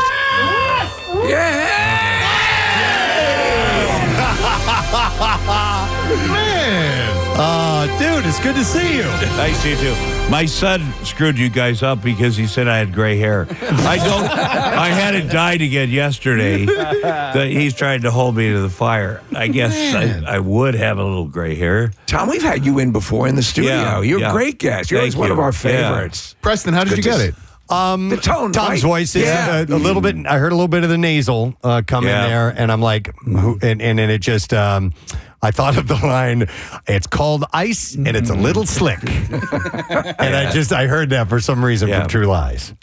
Yeah, that was annoying. My voice. Your voice? I don't like my voice. Oh, really? Yeah, my voice or my face. I don't like watching it. You get quoted a lot. I do. From True Lies. Yep. And now there is rumor, and let me just jump right in because we have you. You're very excited. Love so much of your stuff. Is there, in fact, a True Lies sequel, not just in the talking stage, but has some traction? Well, we had a script, and we were about to start 2001, and the last scene of the movie was Arnold and I in a submarine that comes up on the water, that's able to come up and drive out of and we came up at the base of the Twin Towers. And then that horrible thing happened. Right. And Jim Cameron's like, I can't make terrorism funny right now. Right. We'll revisit it. But then he started doing the avatars, all that other cool stuff. And he supposedly, the word is that, and obviously you have a friendship with him, but the word is that's really, the Avatar series is the only thing that's keeping him making movies, because once that wraps up, he's going to get involved with the tech and the production and more of the... I think he's simultaneously involved in that while he's making... These avatars. Is a pretty difficult situation. So who knows? So I just was handed this because we didn't know Tom was going to be here. Casey did, but he's performing at Soul Joel's tonight and tomorrow. And the name of your comedy tour is My Crazy Ex-Wife Tour. Yes. Tickets are available at souljoels.com, by the way, if you want to get those. Well, that's too bad about True Lies, because if there ever was a movie that was clearly wide open for a sequel, with the way the movie ends, and with Elijah Dushku, the character, the daughter growing up, and that would lead a whole nother chapter for it. So, but that's Hollywood. It's rife with stories. I'm happy that we did the one. Yeah. You know, people tell me that I've been in 150 movies, 4 good ones, I say. You've had like more. that. But people like that. And they say if they walk into a room as True Lies is playing, they'll stay and watch till the end, which I do a Shawshank Redemption. Yeah. No matter where I am, airport, somebody's house, wherever it is in the movie, I'll stop and watch the rest and hope that Andy Dufresne gets out of there. Because when you're older, you're not. You think you know how it ends, right? And it's so satisfying when he does. Yeah, it's my favorite. It's my favorite movie of all time. When we were doing Yes or No with you, Tom, I asked about what TV show you're on currently, and you said it's a Netflix streaming show, and it's FUBAR. Yeah. We didn't get that far in Yes or No. Also with Arnold, how'd you get involved in that show, and what's that been like? Well, it is a little like True Lies, FUBAR. Yep. It's him and the daughter. I got involved because Arnold's doing a show, and it's like True Lies, and I have to be in it a little bit. And, but that's how... You know, Arnold and I have stayed in touch the whole time. We have a bunch of charity shit that we do together. Give out 10,000 gifts every Christmas. South Central LA, raise all this money for after-school programs around the country and whatever, you know, just stuff for us to do together. And we get on stage, and our characters are very much like True Lies characters. There's no acting there. That's kind of how we are. So... You're sort of an effortless raconteur. You tell stories great. You always have stuff in your. And the thing is that you're an open book, which we love. And I love the fact that you have, reading about you recently in interviews. I mean, you came up through stand up. Yep. Oh yeah. And it always seems to happen. It's hard to do an active movie career, and when you're making that push to service that thing, but. you've rediscovered it again. If not rediscovered it, you've been re-energized by stand-up. Is that correct? Well, that's true. And the fact is, I need the money. I have, I'm a single dad. My son over there is 12. My daughter's 9. I have 4 ex-wives. And you can have 3 ex-wives and still kind of go, women, buddy. But if you have 4 ex-wives, you go, oh my God, it's me. It is me. I haven't had a date in 8 years. My son will back me up with that. So I'm pacing myself. But I started as a stand-up. That was my dream. Growing up in Iowa, Tumwa, Iowa. Man, I thought if I could, I worked in a meatpacking plant on the kill floor for 3 years to save money because I was like, if I get to the University of Iowa, man, they got a stage up there. I will be famous in 2 weeks. That's just not how it goes. But that was my plan. So the real reason, I also was raised by a single father. And the only time we ever heard our dad laugh was when there was a Bob Hope special on. Bob Hope was a comedian. Yeah. Go around, entertain the troops, and he always brought beautiful women and did double entendre jokes that my dad loved. And so first thing I did in Hollywood almost was a Bob Hope special. So my dad back in Tumwa, Iowa, same living room, same TV that he used to watch Bob Hope when I was this tall, now sees his son standing next to Bob Hope on the TV. So that's kind of magical. Wow, yeah. And then once I did that, I had no more goals. So. You want to know something funny? Years ago, is one thing I wanted to do. Bob Hope, he used to tour towards the end of his life, and he was playing the Westbury Music Fair in New York and the Valley Forge. He had to go do those theater in the rounds. His cue cards were the size of billboards. It didn't matter. Didn't matter, though. You were seeing friggin' Bob Hope. It was amazing. I'm about a week away from needing those cue cards. No, but it was so I started as a stand-up, dream job. Started a little bit in Iowa City. I had 50 friends who would come to the shows in Iowa City, 50. Right. We would drink Everclear Punch, which is Everclear and powdered Gatorade. They'd watch me. I'd open the show for real comedians coming down from Minneapolis, Chicago. As soon as I got off stage, everybody would leave with me to go partying. And one night, the next month, the owner of the club in Minneapolis said, if you get your friends to stay for the real comedians, right, we'll give you a job in Minneapolis at the comedy club. Was your original inclination to be more of a writer, or was it always to be on the stage? Originally, it was to be on stage. Okay. But through that, I learned how to write. I started writing, jokes for Roseanne and different things. And then when I officially moved to Los Angeles in January of 1988, I had a job as a writer. Were you writing on Roseanne? Norm was writing? Norm Macdonald? I hired Norm. You hired Norm? Yeah. Wow. Yeah. I love Norm. But I also let him out of his contract because he had a contract with us and he got his dream job, a dream offer to SNL, the Weekend Update. And the other producer's like, we're not letting him out. And I'm like, he's out. Everybody gets out for their dream job. He's been great. We love him. He's a great guy, but he's getting out of his contract. Yeah, that's pretty wild. Yeah, so whatever job, as I was a comedian, then I was a writer. That's a good paid job. And then second year of the Roseanne show, the other writer's like, you should be on the show because people know you're dating. Yeah. And I'm like, okay, what do I do? Let's, then I started being an actor. And it's funny because you were self-deprecating about your movies, but I'm sure there are movies that you are like, a movie that I happen to really enjoy because it's just such a circus is Soul Plane. Yeah. It was on the other night, and I watched it from beginning to end, and it is just such a wild. I mean, you have Kevin Hart at the beginning of the career, all these people. Yeah. Any takeaways, any memories? Because you had so many people from Snoop to everyone. Yeah, there was no fake pot being smoked. Usually have fake pot. And we filmed in this 747 shell of an airplane in Burbank. It was a lot of fun. And it's funny because Bob Hope died while we were filming that. Really? Yeah, and he had a procession heading to Luka Lake or whatever, his funeral. And we all went outside, me, Snoop, Beth, everybody, and stood on the side of the road and those guys poured one out for Bob as he's driving by. And I'm like, that is so sweet. That is so freaking sweet. Yes. I hope Bob saw that.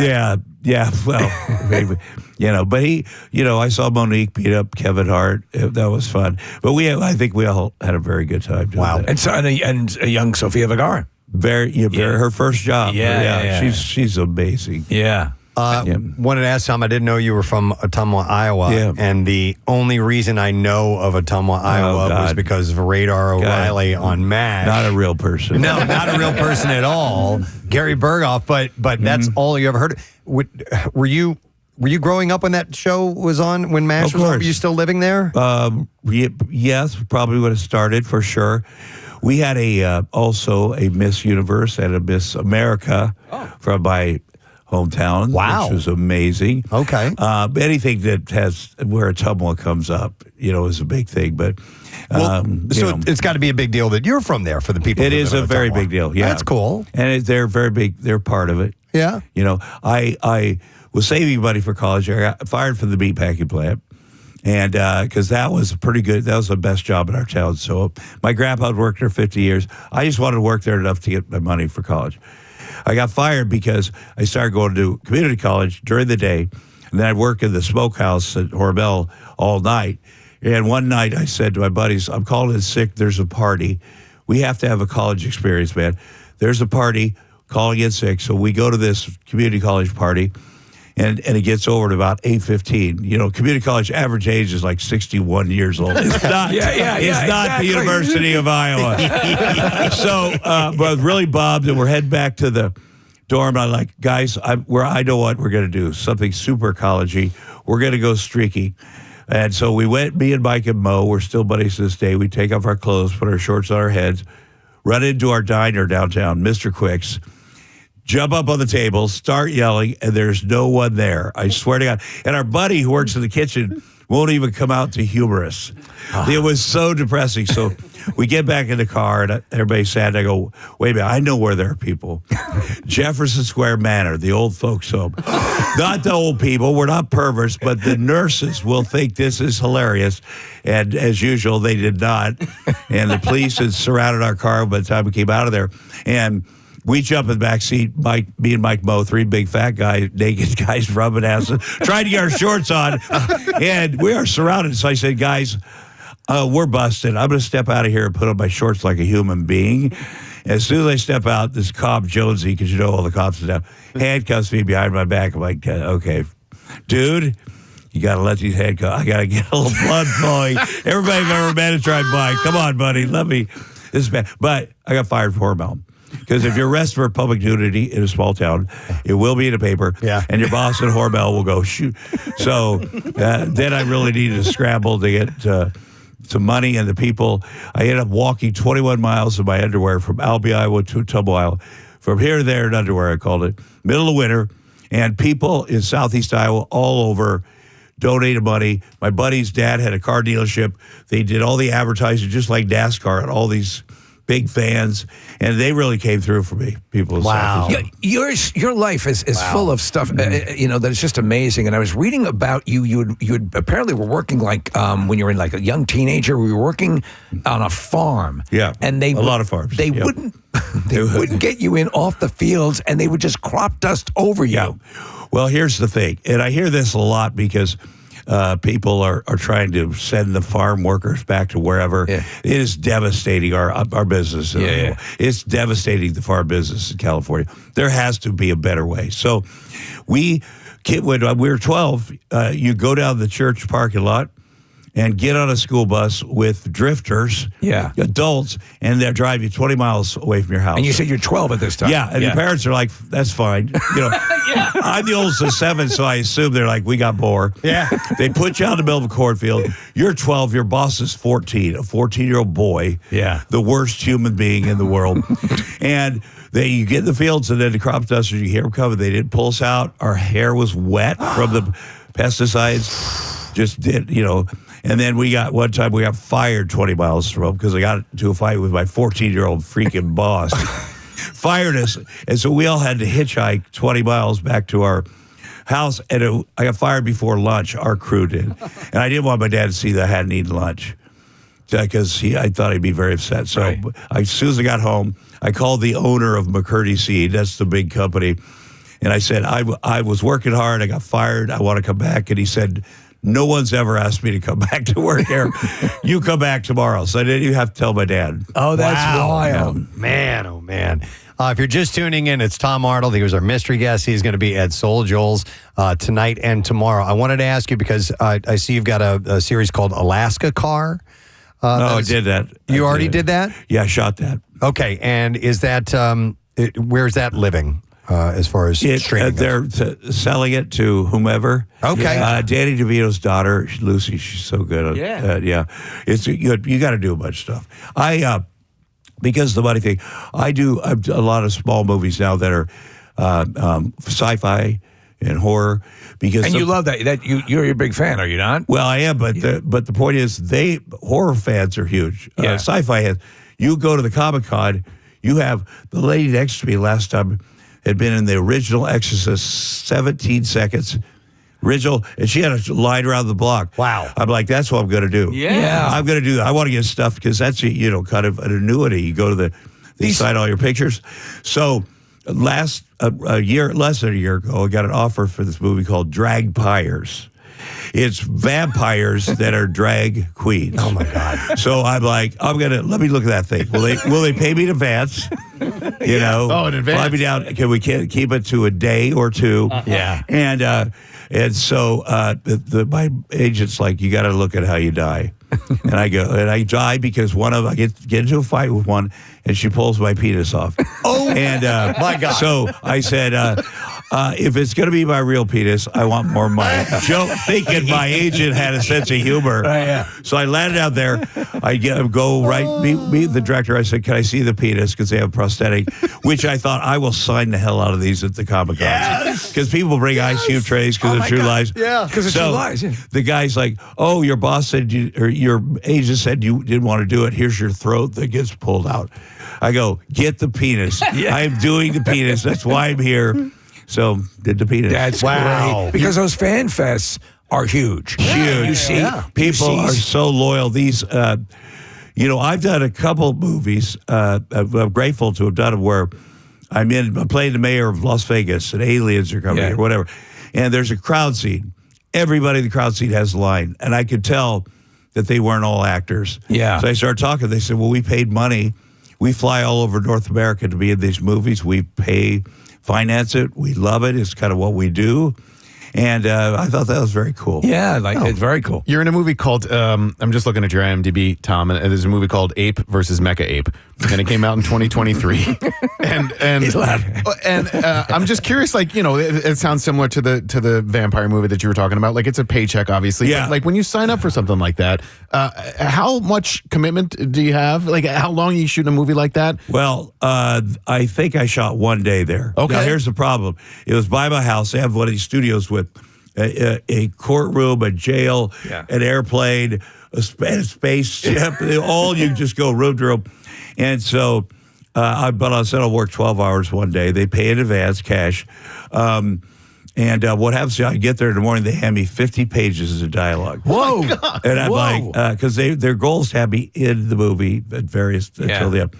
And so I said, I don't have any of this memorized. Zero. I haven't even read the script. So you're going to have to help me along. We'll pick what's most important. I'll hide cards all over where I am. And then at a certain point, I go, when his time starts running out, I go to the director, you got to kill me now. I was like, God damn it. We were hoping to have, I go, no, this is it. All right, rearrange everything, kill him. Let me ask you, because I've heard about this, and some actors talk about using it, and like it's their salvation, and what they call an earworm, where you're actually fed lines through an earpiece. Oh, I've done that before. My hearing is not great. Yeah. So I'm like, huh? I had a sports show, Best Night Sports Show period. Yeah. We came out here a lot, obviously sports, this freaking area. And the producer would talk in my ear, and I never really had that happen. And he'd talk, we were interviewing Jerry Jones. Right. Cowboys, and he's like, do not mention his facelift. And that's all I can talk about. I'm like, what? Jerry, I understand you had a facelift. Like, for real. But yeah. Some people are good with the voices, air traffic controller types. Right. But it's just, I think it would be distracting. we have broken it down to that. Yeah. You know, the cue cards right here, this, that. What I like to do is shoot all my stuff in a row. I'll shoot 3 in a row. Hi, I thought you're coming over here. Hi, I thought you're coming over here. And then when I'm satisfied with it, we go to the next line. Right. So you got to kind of take over. I love that. I love that whole concept. And by the way, you know, the classic Brando constantly had actors wearing cue cards on their chest. Yeah. So it was part of the deal. Yeah. I also did a movie. It has something to do with an airplane because I think it's called Airplane 2025. Yeah. But it's not like the original airplane, but it was one long day on an airplane shell.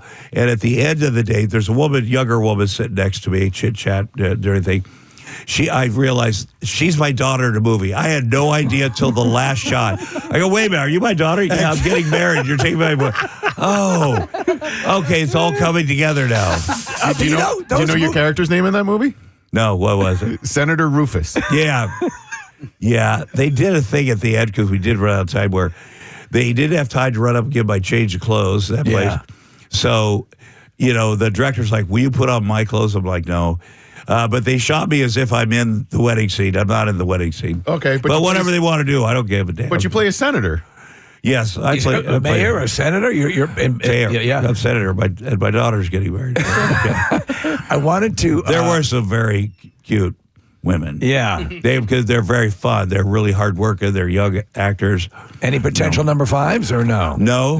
I mean, it's always, who knows? Jim Cameron has 5 wives. Yeah. And after my 4th divorce, he called and said, are you okay? I go, yeah, I'm not doing that again because people would make fun of me. And he goes, F people. You write the end of your own story, Tom. There you go. So, you know, but Susie Amos is great. They have took a little while. Wow. He's great. Yeah. Well, listen, Tom, we appreciate Thank you, boys. Having some fun with us this morning. It was very nice of you to let us play the mystery guest. But Tom's going to be at Soul Joel's. You can get your tickets at souljoels.com. There's a show tonight and tomorrow night, 7 p.m. each evening. So make sure you get your tickets. And listen, the now. guy that picked me up, Joel, he needs to clean his freaking car out. Is he a college student? He's got letters in the back seat. You don't have a wife, do you? You paid my son to clean your car when we got here. It's great to see you, Tom. Thank you, boys. Tom Arnold, guys. We're going to take a break, and we'll be right back. Stay with us. DJ Miller coming up next. And gave him what a great idea. That's good. bunches. But then I saw one recently where you can somebody put it on a cutting board. So they had it like that's a great lasered idea. into a cutting board. I Isn't that love really that. sweet? I like that. My grandmother had given the family a book of her favorite sex positions. Okay. And it was really... That's nice. It was so nice. That's the way Gum Gum used to do it. Oh, my She modeled the photos in there? absolutely, yeah. Here's another one. A bowl of nuts that seemed to always have been the exact same ones, and you wondered if anyone ever ate them. Yeah. So there'd be like walnuts and Brazilian nuts and, you know, macadamia pecans, pine nuts and all that stuff in there. No, I remember with nutcrackers. With yes. in there. Yeah. Oh, there were nutcrackers at my grandmother's house, absolutely. My dad would eat them. It didn't matter how long they'd been there. And he wouldn't even use a nutcracker, just bite into them. Yeah. Let's see. I will go to Jamie. Hey, Jamie, good morning. Good morning, guys. What's up, Jamie? So my grandfather's favorite candy was a Fifth Avenue bar, and he used to keep a bowl of them in a china cabinet that had sliding glass doors. And it was nearly impossible to get those doors open without anyone realizing or hearing the glass doors clanging together. So I can remember standing there for 40 minutes, just trying to get one little Fifth Avenue bar out of the cabinet. But fast forward to my adulthood. I mean, my grandparents died when I was younger, but took my kids to the Ocean City Boardwalk. And, I had toddlers at the time, but let them go into the candy store, and there's everything under the rainbow there in the candy store. All the colorful lollipops, and they could pick anything. And my 2-year-old picked up a Fifth Avenue bar, and, they don't have very fancy wrappers, just a plain brown wrapper. But that was what he chose in the candy store. And it felt like my grandfather was there. Oh, that's great. My kids, he could have had anything, and he chose the Fifth Avenue bar. I like that. Nice. All right. Thanks, Jamie. Appreciate it. Thanks, guys. Here's one that I remember doing when you were looking for things to do. at the parents' house. I'm going to go to EJ. Hi, EJ. Good morning. Hey, guys. Hey, what's up? So actually, this is going all the way back to my great-grandmothers who had a row home in Kensington. Okay. And so her stairs were just at the right angle, and they were carpeted. So we would actually go, and it was always Sunday dinner. So actually, I had the cousins to play with, and we would go up to the top and actually slide down the stairs. Yeah, you could on your butt. Yeah. you could slide all the way down the stairs. Yeah, if you lifted your feet up a little bit and straightened your feet up, and you could just all the way down. Yep. Hours and hours and Sure. hours. But I used to love doing that. yeah, but you reminded me. Actually, my grandfather had a woodworking shop in his basement. So when we would go over there, it was like Tool Central. It's amazing house, and you'd be unattended. Yeah, go to I have a table saw in the basement. Go down and play with that. Yeah, totally. Yeah. All right, thanks. All right, thanks, EJ. I appreciate it. Yeah, I would go through. God, man, I was a nosy kid. I remember going through the bathroom at my paternal grandmother's house, and just going into their closet where all this stuff was, and they just had, like 10 bars of soap in there for whatever reason, and extra things. And I would I told you, when my dad would take me to, to his work for whatever reason, I'd spend the entire time in the supply closet. That was just fun for me. Look at this. Look at these staples. Like tons of staples. Or the staple remover. Oh, yeah, you could put your finger on it. Yeah. They were like, you can pretend it was a mouth or whatever, a little monster. A little barracuda. You can find stuff to play with. Paperclip jewelry. You do that too? Yeah, absolutely. Let me go to Terry. Hey, Terry, good morning. Hi, Terry. I'm sorry. There it is. What's up, Terry? There we go. Hey, good morning. My grandparents had a corner store in their basement. Okay. And we could go down there and get anything we wanted. What do you mean by a corner store? They did that like they were literally selling things, or you're just referring to it as a corner store? No, they literally owned a corner store. The little Dagobah that you. So they lived above it. They lived above it, and they owned it, and they lived on Dagobah out of their home. They were living where Yoda lives? Bodega. You said Dagobah. I know, Dagobah, which is Yoda's home. This is a story. And we could literally go down there and get, candy and toys. Oh, that's cool, man. Deli meats right off the slicer. Yeah. Oh, my God. The lightsabers. Learn the Force. Like your liverwurst you do. They had all of that stuff. Yeah. I love that, man. He missed this entire. No, he's just smart, and he's just going forward. He's not that smart. Sorry. He lived on Dagobah. I got it. I'm a Star Wars fan, too. See?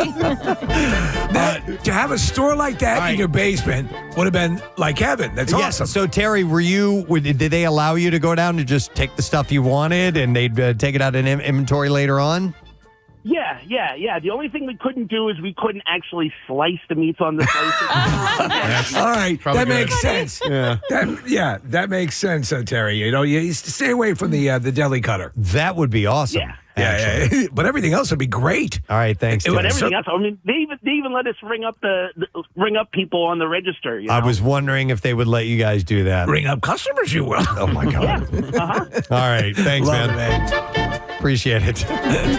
Hang on. All right. Sometimes you find something you don't want to find. I'm going to go to Gary. Hey, Gary, good morning. Well, I had a feeling you guys would save me for one of the last ones. All right. Yeah, do tell, Gary. It is not Gary, but they didn't want to use anonymous, so I'm going to go with Gary. All right, fair enough. So I'm in my 40s now. I officially stopped looking through Grandma and Grandpa's stuff around the age of 12. Every time we were over there, we decided to go searching, and I found some really cool things. We always had a contest who could find the coolest thing and share it with, the other cousins. Right. And, one day we were in one of the guest bedrooms, and of course, we're challenging, we got to go somewhere we've never gone. And so we pulled out all the dresser drawers, and we were going deep. And we noticed on the way back, because, who doesn't look through their grandparents' photo album? Sure, yeah. So we found a photo album in the way back that we just never saw before. We're like, what is this? We open it up, and good old Grandma apparently had a nice X-rated photo session done. Oh my God. Session. Wow. Oh. Like how? X? Triple X? What are we talking? Not triple X, but I got to see where my daddy came from. Oh my God! Oh my God. All right, and was it in her younger years, Gary, or was it more grandma age? Was it like the deli meat at the bodega? I would like to say that I was probably born at this point. Okay. Grandma wow. wasn't. So she was no grandma. matter what, even if grandma was 20, I don't think I'd look at it the same. But yeah, and it was like, I mean, if you guys remember in the 80s, it was that blue, cloudy, black backdrop. Yes. Yeah. I mean, and they were so I don't know. I can only presume they were professionally done. But Wow. of course, put that back, and I lost that day, and I didn't find anything exciting. So, All right. At what point did you say anything to anyone, or did you hold on to this forever, or did I you? held on to this for many years, and finally, when I was basically an adult, and we were moving my grandparents from their home to a retirement community, you know, my aunt's like, "Oh, you know, we need help." I'm like, "I got stuff to do. I'm good." And, you know, and they're like, "Why are you not helping?" I'm like, "Look." And finally, I told them, and basically, they all said I was off my rocker. They're like, "My mom would never do this." Oh, I beg to differ. So, fast forward to, God rest their souls, they both ended up passing within like a year of each other in the past few years. But so, my aunt calls me up and says, "Hey, you know, we need you to, you know, we're getting rid of stuff. Go through stuff. We've got family albums." And of course, I hear that and I start twitching. So I said, "Look," I said, "I am not going through any photo albums until you go through them first." So she said, "All right, fine. You're still being crazy. I can't believe you're not letting us go." Maybe a week goes by after they're cleaning stuff out, and all of a sudden I get the call. And she calls me up and says, "I want to apologize." And I said, "What happened?" She's like, "I found the photo album." There you go. There you go. So I had to ask. I'm like, "What did you do with it?" And I'm like, "Did you look through it?" She's like, "I had to. It was like a train wreck." And she said it went into our backyard, you know, fire pit. She's like, "No one will ever find them. They are gone with her." Hey, let me ask you, Gary, do you guys get a group rate on therapy, or? I don't know, but I'll tell you one thing, Steve. Talking about this is literally like I'm cringing right now. Oh, dude, I told you. I saw my grandmother topless, Flagler Beach, Florida. It lives with you. Yeah, it's nothing you can ever forget. So my heart goes out to you. Wow. I appreciate it, guys. Thank you. All right. Good luck with that, Gary. Wow. Imagine that. No. Grandma, shoot. And I guess they had to destroy it. I mean, she was gone, you know. You don't want it I don't know. Yeah. Would you save it, Kathy? She'd save one picture No, I mean, well, like, for the photo album, the family yeah, photo I mean, I album. guess what the hell do you want naked pictures of grandma for? I don't know. What if you find We out have that no- your relative, as you're going through things, is actually that large African American gentleman sitting on the edge of the bed? Seriously, seriously. That's it. See, we don't have very many pictures. Like, my mom was never good at taking pictures, saving pictures. Likewise. I told the story before, but she like destroyed all my dad's pictures of like with other, you know, girlfriends that he had. He was engaged before, and I always wanted to see like, you know, what they look like. And he's like, "Oh, your mom made me get rid of them."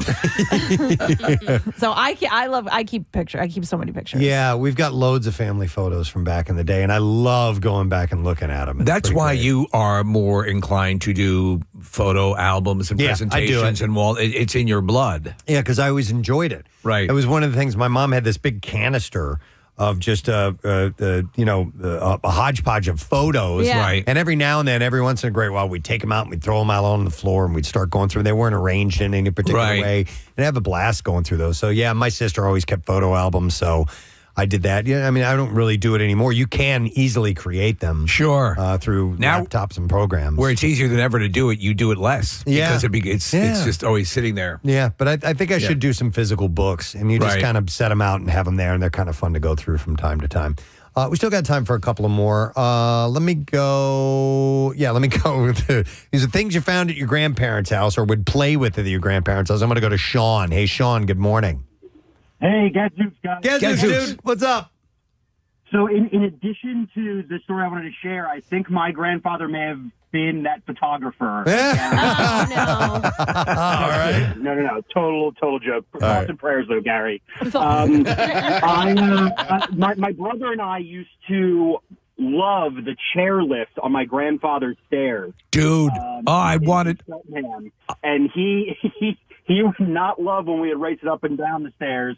He also did not like when we would commandeer the remote control, so that when he would get like 75% of the way up, we would have him go back down and jostle him up and down a bit. Sean, I kid you not. One year, I remember asking Santa Claus for one of those chairs.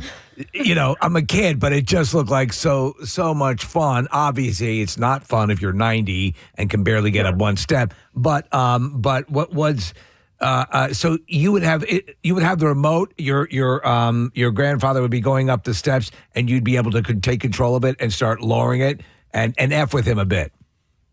Correct. Yeah. Because Much more says, so I didn't know. I thought TJ Miller's not on the line, ready to go, so I'm not ready. But I do have a couple of shout outs and butt plugs that I did mean to get to earlier, so I can do this now. Got this email from Eddie Gallagher. There is Cricket Comedy hosting a comedy fundraiser for Julia's Grace Foundation. It's coming up Friday at the Grove at Valley Forge Volunteer Fire Company in Phoenixville. And tickets are $20. Show starts at 7:30. And they stated from creating special moments for the family to share to providing items that make the long days in the oncology clinic feel shorter. Julia's Grace Foundation works to bring happiness, hope, and hugs to children with cancer and their families. So you can get ticket information. It says Venmo at Joe-Lorman. Or you can do a quick search on Cricket Comedy or the Valley Forge Volunteer Fire Company in Phoenixville. It's a good cause. And get that. Here's a shout out. It says, wondering if you could give my dad a shout out on August 6th. It's his 54th birthday. Hey! And we listen to you guys every day. And he put me on to you guys over 10 years ago. That's from David Black. So a little shout out for the pops. I got this from our buddy Steve Wilson. Oh, we love Steve Wilson. Wilson Secret Sauce. He said, man, hope you guys are having a great summer, getting down on the shore. Thanks for the support throughout the year, and I'd really appreciate it. And I was wondering if you could send out a shout out sometime for Danny, who's a customer, and he sent me, I guess it was a review or a comment.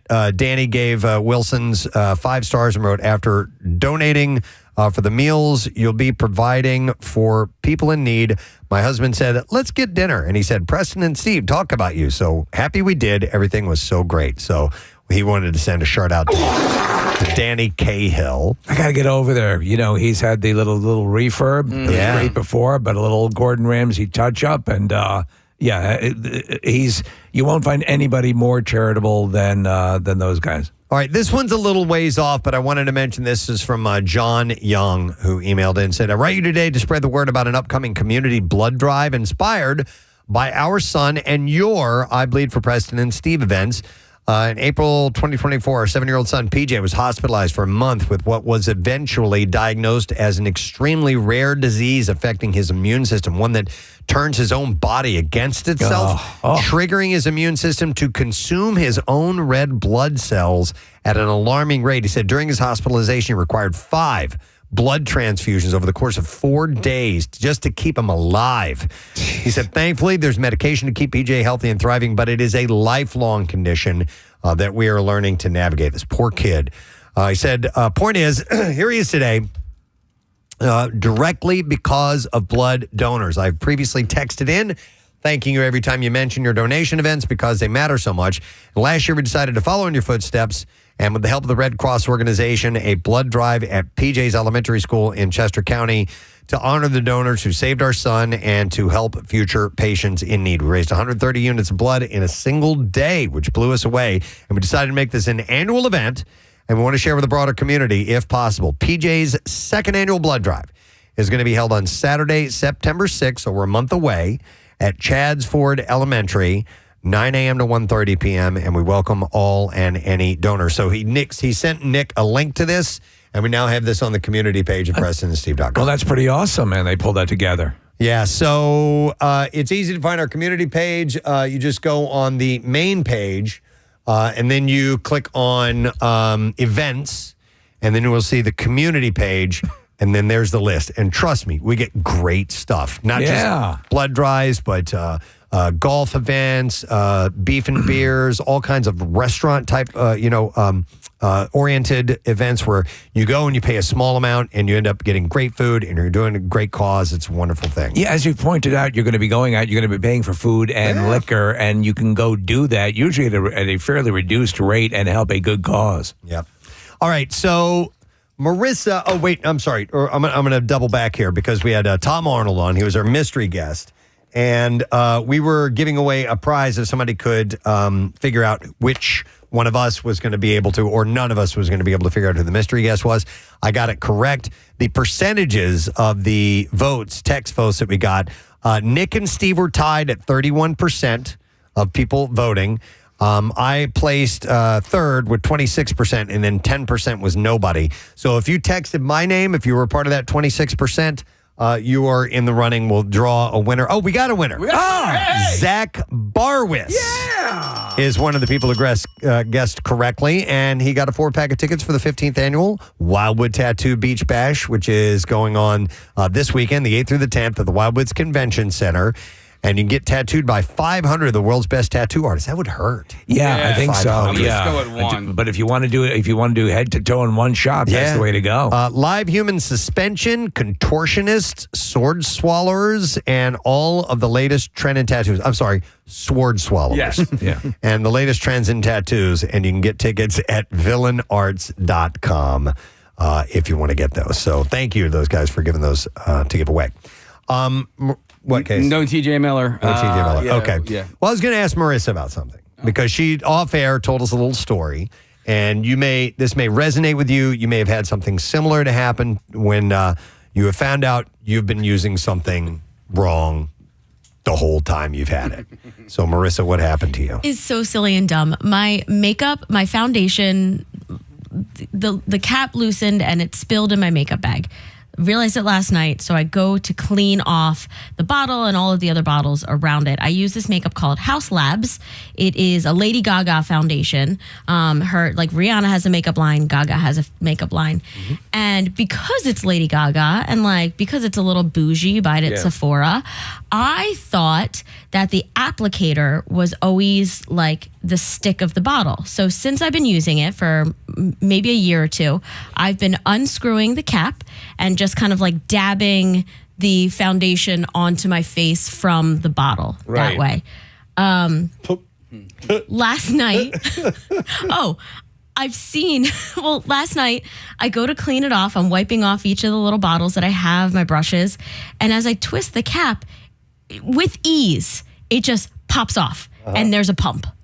There is a cap and a pump that I have never seen in 3 bottles of this thing that I have been using. So the applicator she was using is actually the tube that brings it up to the spraying mechanism so that you can use it in the way it's intended to spray it onto your face. Applying it with the bottom of the straw, basically, that goes up to the pump. Yeah. Mm-hmm. And I will say that my whole concept of makeup changed with that Amy Schumer movie, I'm Pretty, I'm So Pretty. Remember when she hit her head and she imagined herself? She worked for a makeup company, and her whole revelation, spoiler alert, was that the makeup could come with a brush, and that's what normal people would use. And I was like, wait, there's makeups that don't come with brushes? That exists? So I've always thought, maybe there's an extra level. I need an accessory. I should go to Sephora and buy the pump. Nope. Had the pump the entire... I'm going to apply it with the straw. Entire time.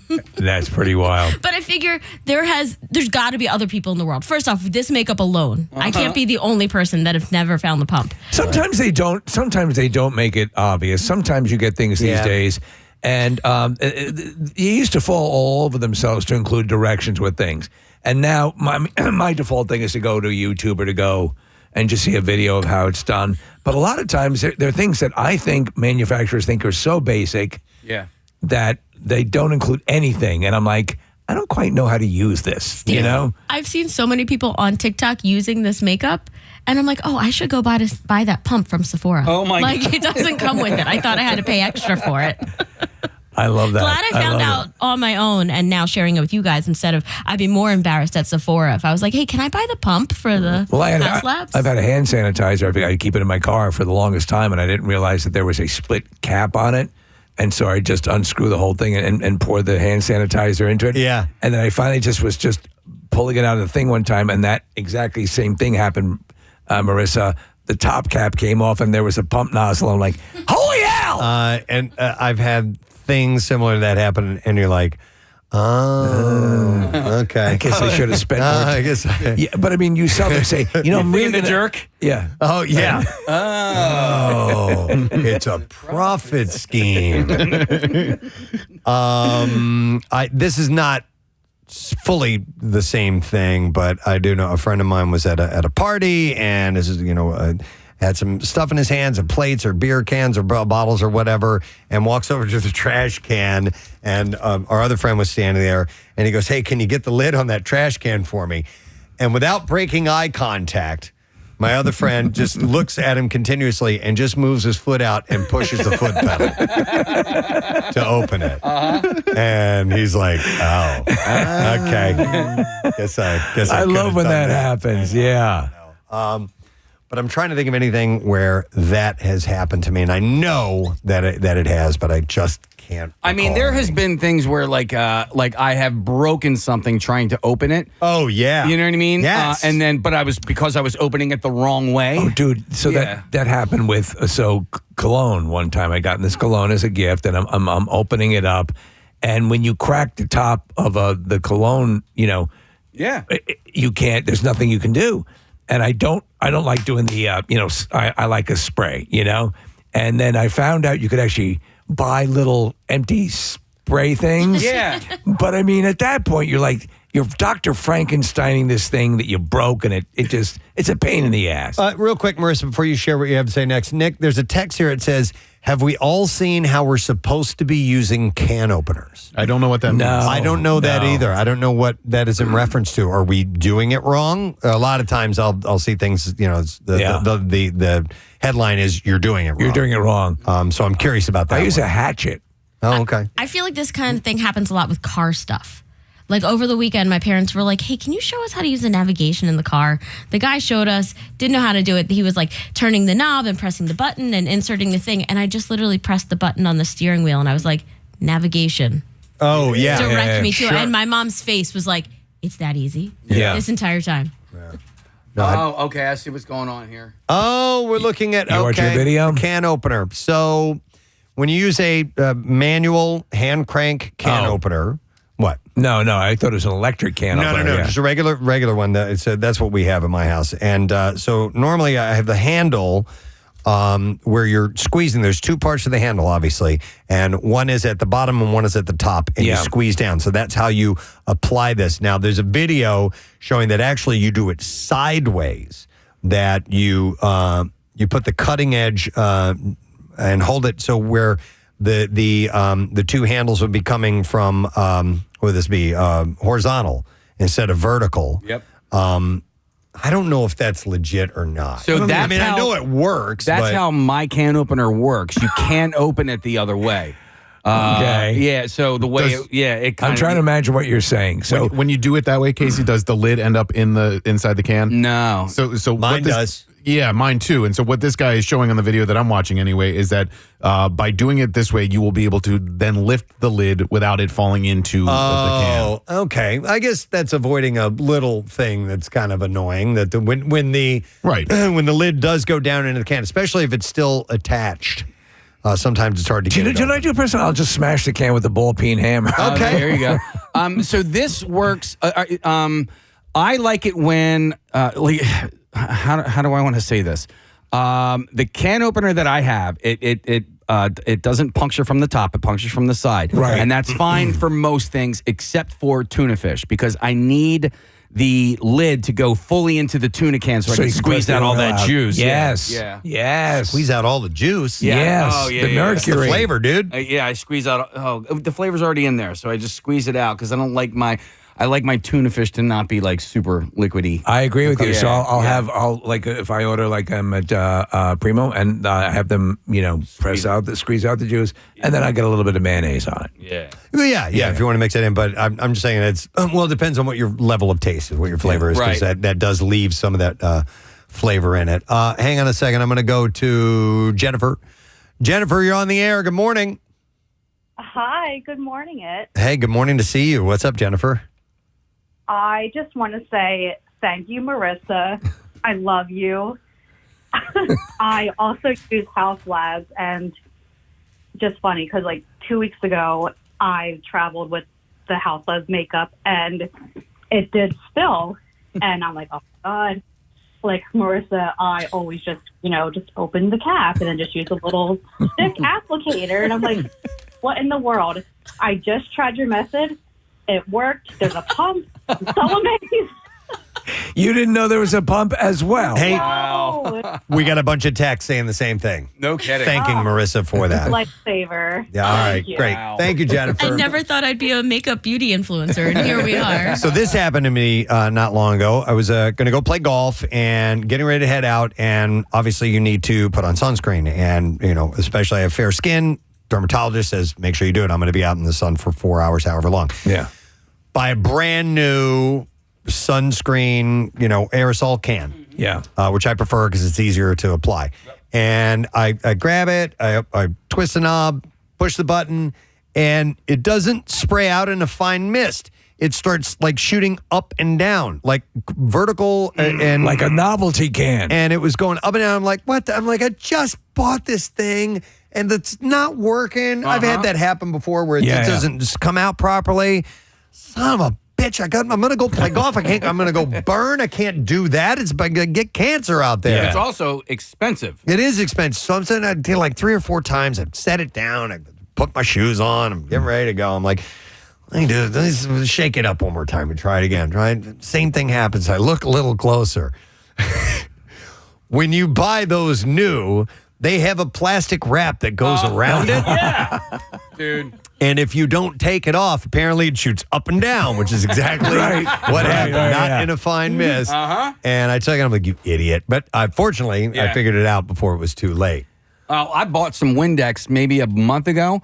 The third spray, the freaking trigger handle broke. snapped? The trigger broke. I'm like, what now? What am I supposed to do? You buy, and it's good to have, believe it or not, you just go and get replacement empty containers that are spray. But I don't want to be on a factory line. Yeah. But they break too easily. Yeah, some of them do. Hey, Casey, a listener sent in a cool little kitchen device. I know, Preston, you're anti-kitchen devices, but this is a can strainer specifically for tuna.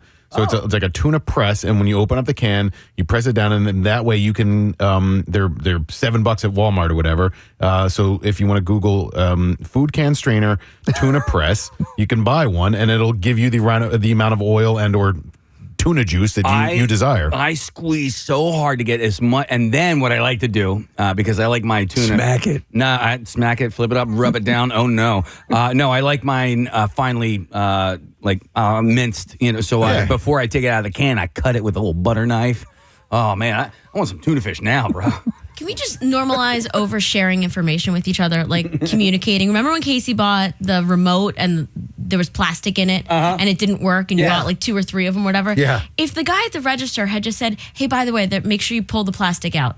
And but it's the reaction that you get back. Someone's going to be like, duh, I knew that. Yeah. Or you could have been like, oh my God, thank you. That was helpful. Well, like same if we thing all with- were just nice to each other, we might help each other The more. car battery that I bought, the guy sat there and watched me put this thing on without taking the nipple off the You got to remove the prong nipples. or whatever. Yeah. Well, but Marissa, I got to back up a second here. They sell a lot of things at stores that might have a remote to them, and they have this little thing called the instructions. That's usually come in the package, and it'll show you that. Little Missy, before you use that makeup, I want to let you know there's a pump in the can. Right. The chick at Sephora didn't go, hey, by the way, there's a pump under there. But see, that would fall in the realm of things that are they assume are quite obvious.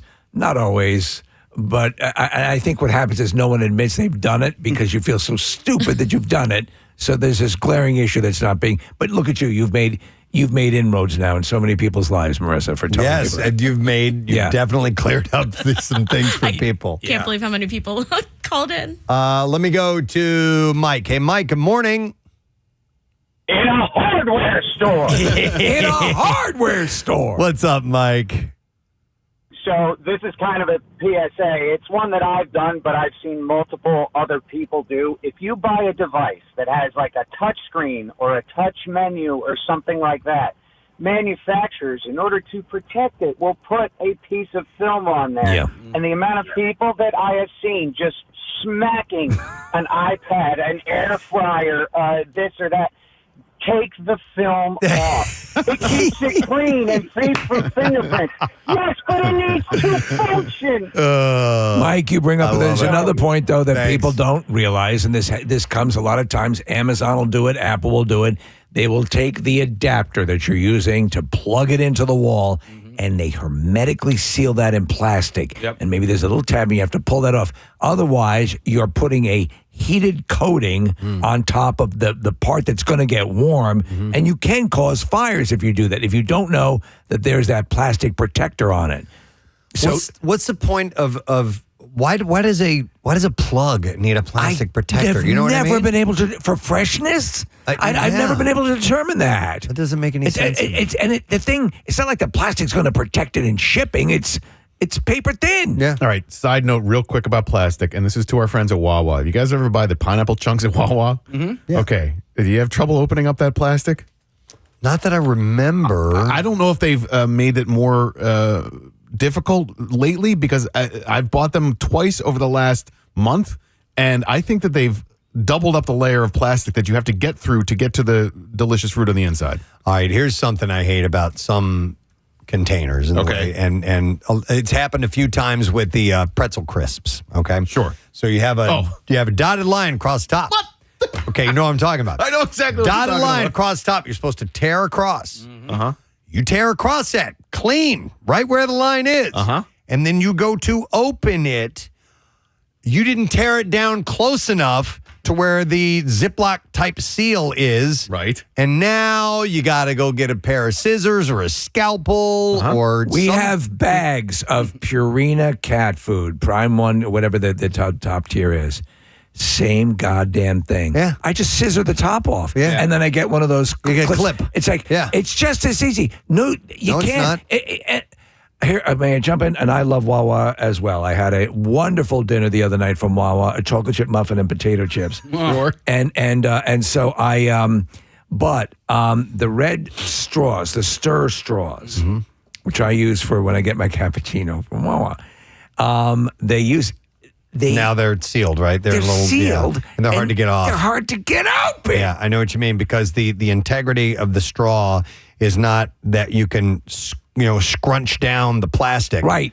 It's the straw isn't strong enough to break that open. You used to penetrate, if you will, by using the straw's structural integrity to burst through the top in a sort of sexual expulsion. Yes. And now you can't do that. And so what I have to do with my nails is tear the top of the plastic and then unsheathe the straw. Yes. And then the foreskin and then the glands. But you know what I'm saying. Yeah. And so these are the little things that are packaging issues. They're not they're not going to make or break you. But I mean, all right, I'm going to bring up another thing. When you're picking cups, say at Wawa, and you have the option of the cup with the little mouthpiece in it, or the flat part. Okay, so you're talking about the lid. Right. You're talking about the lid, right? So you put the lid on. There's one where you actually tear open a part, and then you shove it into the little tab and hold snug right there, and you're good to go. But then there's the other one where you just put the cap on top. It's already got a hole in it. There's no opening it up. Which one do you select? The second. I like the big cap, the big one that goes on top that has a hole already. Okay. Where you don't have to tear it. That would normally be my preference, but you know what I found out? Statistically, that lid is going to come off a lot easier than the other one where you tear the flap up on. Okay. Yeah. And so I'm like, can they imbue that little pre-done hole cup lid with the locking properties of the other one? I've had issues with both of them. Really? Yeah, I have had them. Sometimes that little tab won't hold, and you get that thing that comes up and flicks you in the nose all the time. I can't stand that. It's like it's playing I Stole Your Nose with you every time you drink. I was actually, not that long ago, I swung through McDonald's because we were talking about the breakfast burritos they have. Yeah. And I happened to be out in the morning. I'm like, I'm going to go get one of those because that picante sauce sounded so nice. Yeah. And I grabbed one, and I got a coffee along with it, got the meal deal. And the guy hands me the cup, and I bring it in, and it had the type of lid you were talking about, Steve, and it popped right off. I hate that. And I'm like, and I'm sitting there and I'm shoving it down. And this is McDonald's. This is McDonald's, who has a well-known, multi-million-dollar lawsuit. They made a documentary about the lid it. in hot coffee, and it just would not go. I didn't make a thing of it. Right. I pulled over and You'll be hearing from my lawyer. I pulled over and I parked, and I ended up, because I wasn't going to be able to drive with this. There was no way. My intention was to drive and eat. It's filled to the top when you get McDonald's coffee. It is filled to the top, which to their credit is a good thing. You're getting your money's worth. But I took it off and I poured a little bit out of it, and then I sat in my car. One for your homies. Drank it that way, yeah. One for Bob Hope. But yeah, Steve, I prefer the other lid, and I would agree with you. There was a time in my life when I was a cavalier young man and the world was new, and I would have aligned with you completely. But now I need that lid to stay on for exactly what you're talking about, and driving and drinking, which we all recommend. It's a peace of mind thing for you, a little bit. Yeah. Okay. I don't want that spillage. I could see that. What do you guys prefer as far as lids go? I like a little bump up, but I think that they don't stay on as well. As the one Steve was talking about, a little more flush. Yeah, but I honestly, like a few years ago, I switched over to to Yeti, and so I don't even buy the Wawa cups anymore, just because I'll just fill this bad boy up every morning. Okay. I just like the notion of knowing that when I'm done somewhere, a porpoise is going to eat that. Yeah, sure. I drink Americanos, so when I get them from Dunkin' Donuts, I have to take the lid off because it's so hot that if the lip part, I like the open one, that not the one you have to pull. If that is right near the seam, somehow the coffee just leaks through the seam. No matter what the cup is, it somehow will leak everywhere. I think it's like the condensation of the coffee comes up on the lid and then leaks out and over. All right, so I don't mean to do a full core dump on this stuff, but when you are using the cappuccino machine or whatever at any place, and I'm a Wawa guy, so when it comes to my little cappuccino, and I'm hitting that, and I obviously love Dunkin' and everything as well, but the Germantown location for the Wawa right near me. So I go in, and it comes down, and then it will fill the cup, and then when you stop, there's that little extra bit of water. Yeah. I don't know if I'm doing something that's verboten, but I pull the cup out. I do the same thing. I'm like, I don't want that water. I don't want that water. I do not want that water. I wanted concentrated. I want it the cappuccino thing? Yeah. The last little bit. I don't want that. I got you. It's almost like post. Yeah. Well, that stuff is a powder that mixes with water as it's making that. Yes. And in my mind, I built up this, and you have as well. Yep. Now it's in there. It's looking good. Actually, you know what I heard it is? Tuna juice. Tuna juice. God, that last little bit is tuna Well, then I'm juice. glad I'm pulling the cup out. seriously. Yeah. They should tell you that. That could be a band name. Tuna Juice. Tuna juice. I like it. Hey, we are gonna because I don't want to lose this call. This has nothing to do with what we're talking about. But there's a guy who is in town and has stumbled across our show and enjoying it, and he's got something interesting about him. So we're gonna go to George, who's online. Hey, George. Good morning. Good morning, guys. How you going? Hey, thanks for joining us. All right, George, am I reading correctly? You are an Australian race car driver? Yeah, absolutely you are, mate. I stumbled across your show and I enjoyed the conversation you guys are having. And I said to my crew chief, hey, give these guys a tingle or something about what we're doing. And we're on our way to New York for some R&R after we just finished racing at New Jersey Motorsport Park. Had a great finish there, came outright in the race. And now we're going to take a break and we're heading to Summit Point next weekend. We're losing you a little bit because of the connection, George, but you said you're racing in Summers Point next weekend? Yeah, that's right. We just finished racing in New Jersey Motorsport Park, and we're doing some R&R, and we're heading to New York today just to have a sticky beak around the beautiful city. Nice. Have a what? A sticky beak. Sorry, mate. You Yanks are a bit hard up on understanding. No, I love it. I want to know. What'd you say, a sticky bake? Yeah, sticky beak means look-see around. A look-see around. Nice. Hey, what kind of vehicle are you driving, George? Well, I run an AC Shelby Cobra. It's a vintage car that we built in Australia back in early 90s. So we run a two-car team in Australia, but we decided to bring one of the cars over here to teach you buggers a lesson in racing. All right, now I'd like to know, and you'll have to talk horsepower because I don't know my way around liters and all that other stuff and torque, but what kind of horsepower are we talking in this Shelby? Okay, we're talking about 750 horsepower, weighs about 2,300 pounds. Yeah, no, they're beautiful. They're works of art. Those cars. That's awesome. What color is it? Is it blue with the white racing stripes? No way, mate. We don't follow you Yanks. It's orange with black stripes. It looks like that's one of what is it? The Interceptors from Mad Max. Yeah. Hey, George, what's the name of your team?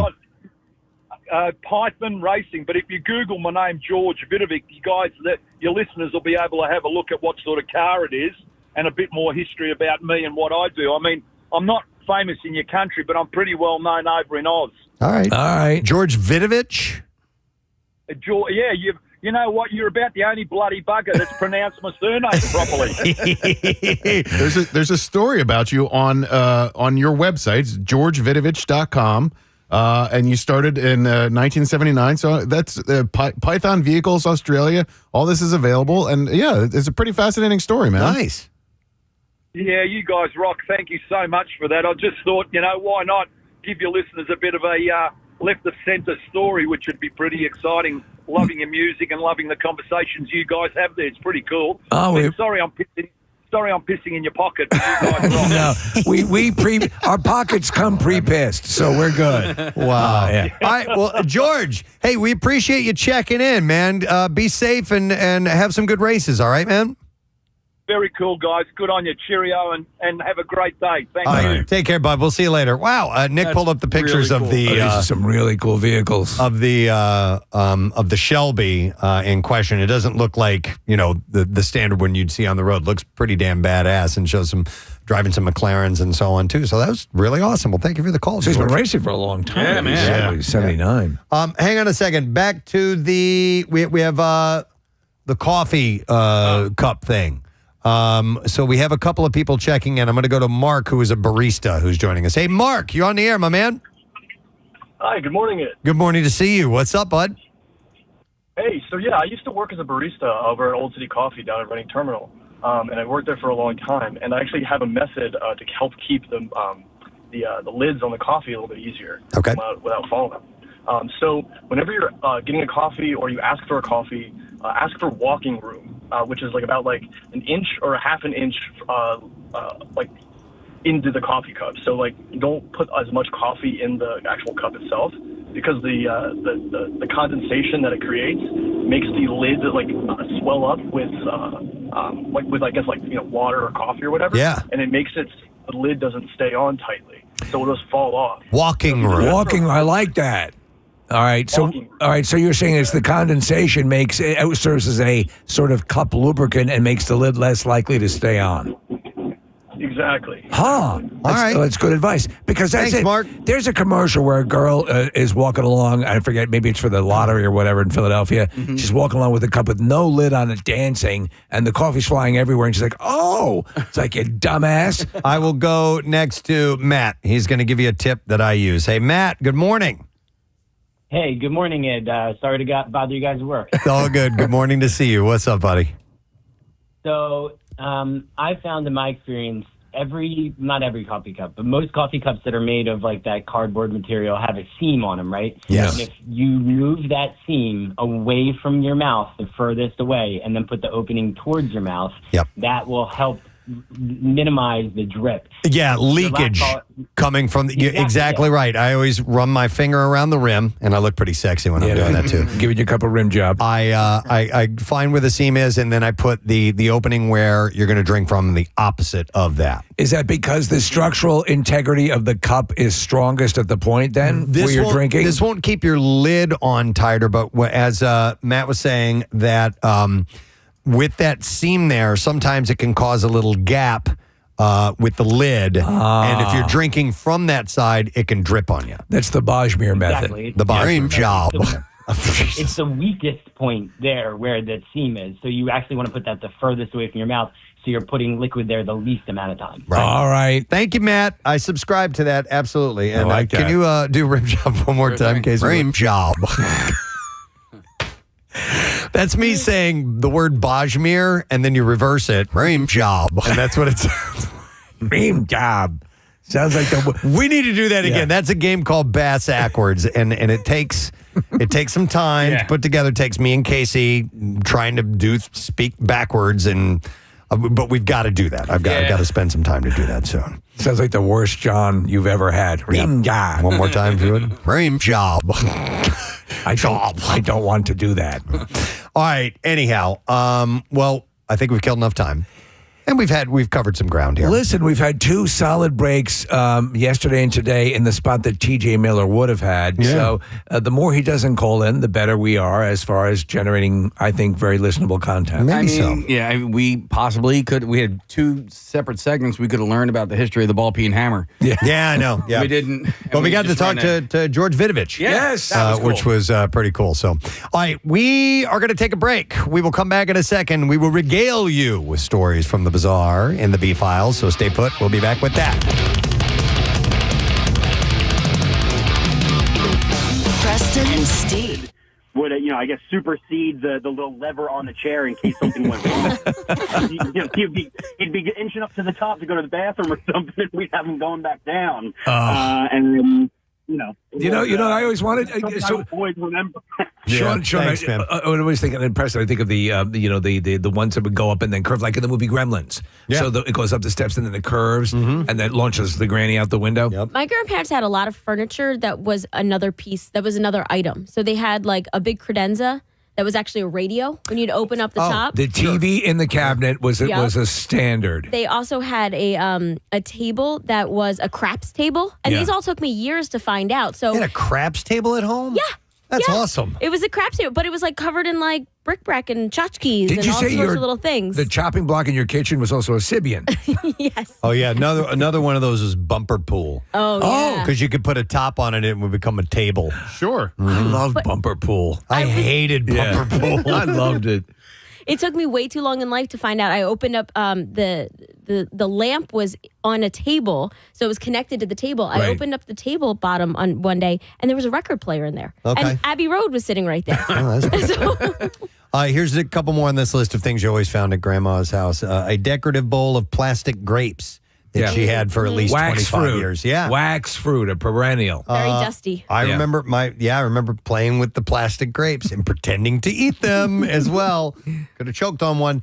How about a set of very outdated encyclopedias? Oh my God, we had the encyclopedias. Yeah, we did too. and I would go through them and find in the anatomy ones, they would have those the clear pages that you could fold like the muscle groups on top of the internal organs, on top of the acetate, bones. yeah, the acetate. That's it. So my mother got us the full Funkin' Wagnall encyclopedia set through the supermarket that you'd go to. So you'd go and purchase, and they'd bring out a new letter every week. It was the worst. You'd lose letters. It was the most incomplete encyclopedia set ever. Also, this is her old telephone list finder sitting next to the phone. And Steve, I remember those. What did they call those? Was it like a Filofax or? The Filofax is a similar. Yeah, in fact, that might be the name, Preston. But you'd have these little. Yes, that's that. I have a picture of it right here. Yeah, it was. You'd move an arrow down. It was flat, and you would move this arrow down to the letter you want. And you'd hit the button, and it would pop open. Yeah, right to that part of where the phone numbers were kept. Yeah. And I used to play with that thing all the time. I loved it. Yeah, it's because it would spring open. Let's see here. And the last thing it says, the tin of Royal Dansk Danish butter cookies that never had cookies in it. It was filled with other stuff. Yeah, several people were texting in that the sewing supplies ended up in those. Sewing. And that's what this photo is. There like we go. all the threads and needles and all that By the way, stuff. I love those Royal Dansk They are good butter cookies. Too. They're so butter damn cookies. good. Yes. They're really good. Do they still exist? Yeah, they they do. do. Yeah, probably get some. they're excellent. Were they all the same flavor? No. They were different flavors, Yes. right? Now that I'm looking at them. I think they were all butter cookies, different shapes. Some of them had sugar on them. Some of them didn't. Some had chocolate swirled into them. Yes. Some of them had like little fruit inserts and things like that. But they were all super healthy. Yeah. Oh, here's another one: a cozy Afghan blanket. Oh, yeah. That smelled just like her house. Yeah, and my actually both of my grandmothers were quilters. So there were quilts all over the place as well. So yeah, these are it's interesting, and I'm wondering what it's like now if kids in our era, in this era, even need to root around through stuff and find things This to is play my with. grandmother's zip drive. Yeah, exactly, because you've got plenty of options Right, yeah. of things to either watch or play with, handheld devices that you just give the kid the phone and they can play, with apps and phones like that. I wonder if they still go through drawers and go through closets and find things to entertain themselves with. They can find grandma's naked pictures online now. Yes, exactly. Yeah. They're Just there. go to Pornhub. PrestonandSteve.com. Digital is forever. Yeah. Grandma's on OnlyFans. There was one time at Keenan's. Yeah. Billy's hottest, one or the other, something or the other. Why did your hair never grow in right, Grandma? All right. Well, thank you for your calls. We do appreciate it. Speaking of Keenan's, it's back on, folks. We made the announcement last week. Scott came by, Scott Keenan, to reveal the information. So the date is Friday, May 27th. We will be broadcasting live at Keenan's, North Wildwood. It is sponsored by Coors Light. It's our official opening of the Jersey Shore. It's Eggs with Peg. We'll have contests. We'll have stuff to give away. Essentially, we're just going to have a damn good time early in the morning, and we'll get the summer started off right. And by the way, if you are interested, we have what's called the Countdown to Keenan's. And it's your chance to win cut the line passes, a VIP table with a bucket of Coors Light, and a case of Coors Light as well. Excellent. After that. And all you have to do is go online. You go to the Keenan's event page, WMMR.com. Upload a photo of one of your favorite moments from one of our previous Keenan's events, if you've been before, and you hanging out with your friends, whatever it may be. And all photo entries will be displayed in the gallery on the page, and we'll pick a winner on May 20th. And we'll also have a chance, if you haven't been and you haven't taken pictures, been there, we'll have a chance to win starting this week. And each Friday we will give one of those VIP passes away. And There's some great photos on here already. This is cool. Oh, really? Yeah, there's one, Steve, you just mentioned getting a head shave. There's a contest we did called Rock, Paper, Clippers. And then, people just putting up group shots and stuff. It's neat. We'll have to see if we shave some heads again this year. I don't know. We'll talk about that. All right. We're going to take a break. We're going to come back in just a moment. Don't forget, we have in about an hour from now, Concert Cash, your chance to win. We'll be back in a moment. Preston and Steve on 93.3 WMMR. WMMR proudly presents Kathy's Cuts, benefiting wigs for kids. And you can walk on my team. You can participate and be a part of this if you donate and sign up for Team Preston WMMR. You get a team T-shirt. We will actually get to walk on Lincoln Financial Field. If you've always wanted to be down there on the field. Pretty cool. Chance to do that. Swoop will be there, Eagles cheerleaders, and not to brag or anything, but I'm this year's media honored hero. Yay! So I'm getting an award. So thank you, everyone. Please quiet down. No, and you can hear my call late in the night. Whatever it is, I can't make that noise again. And that's me. So anyhow, it's coming up on the 12th of June, and it's for Crohn's and Colitis Foundation research, education, and patient support services for those suffering from inflammatory bowel diseases, which are insanely painful, gang. So if you could help out, that would be great. And sign up for the team. And just go to WMMR.com and click on events, and you will find the info there, and would love to have you on the team. Preston, I got a text yesterday from Giovanna Pisano.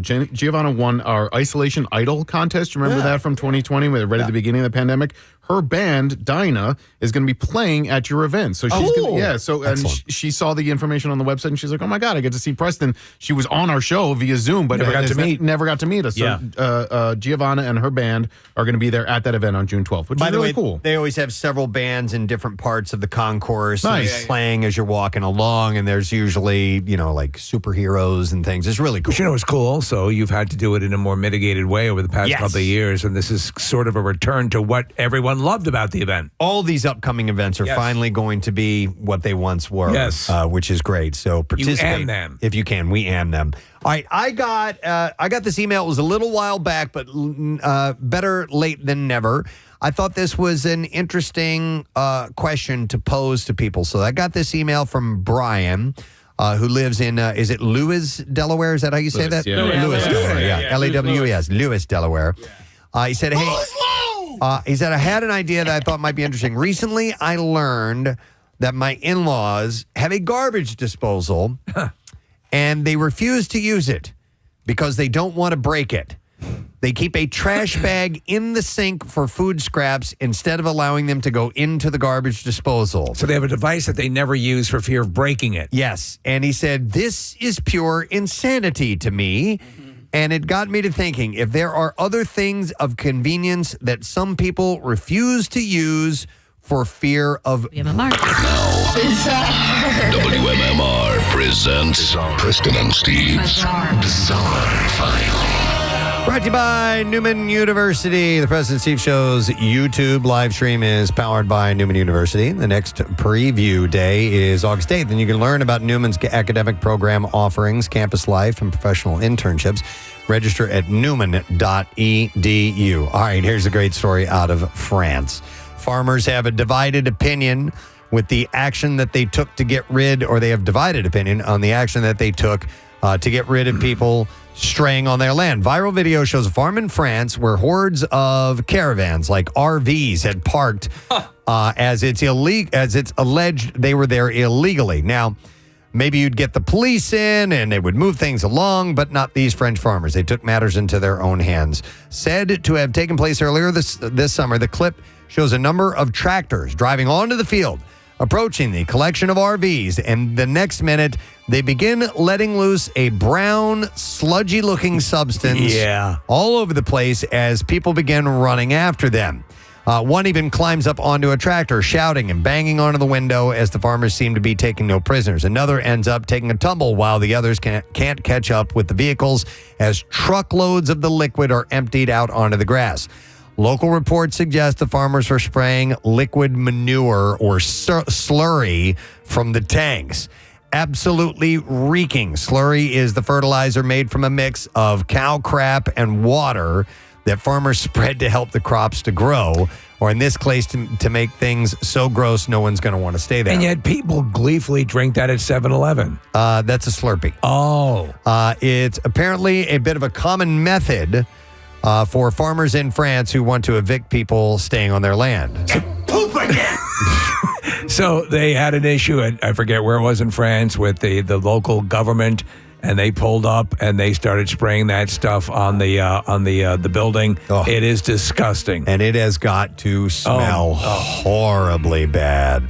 Here's a story out of the Philippines. What started as a gun battle in a town ended in two families uniting in a marriage of their two family members. That's beautiful, man. At noon on Friday, a firefight broke out when the daughter of an armed, and I'm going to mess up some of these names, there's just several of them, the Moro Islamic Liberation Front member ran away with her 21-year-old boyfriend. But just as it erupted, the firefight died down as Philippine Army officers mediated, and the conflict soon ended in a wedding. Lieutenant Colonel Rhoda Norban, a spokesperson for the 6th Infantry Division, said the gun battle was between the Sukor Jiamalan member, a member of the Islamic Armed Forces, that's the guy's name, and the group of Mohammed Tatak, village chair of the Sapakan Mamasapano.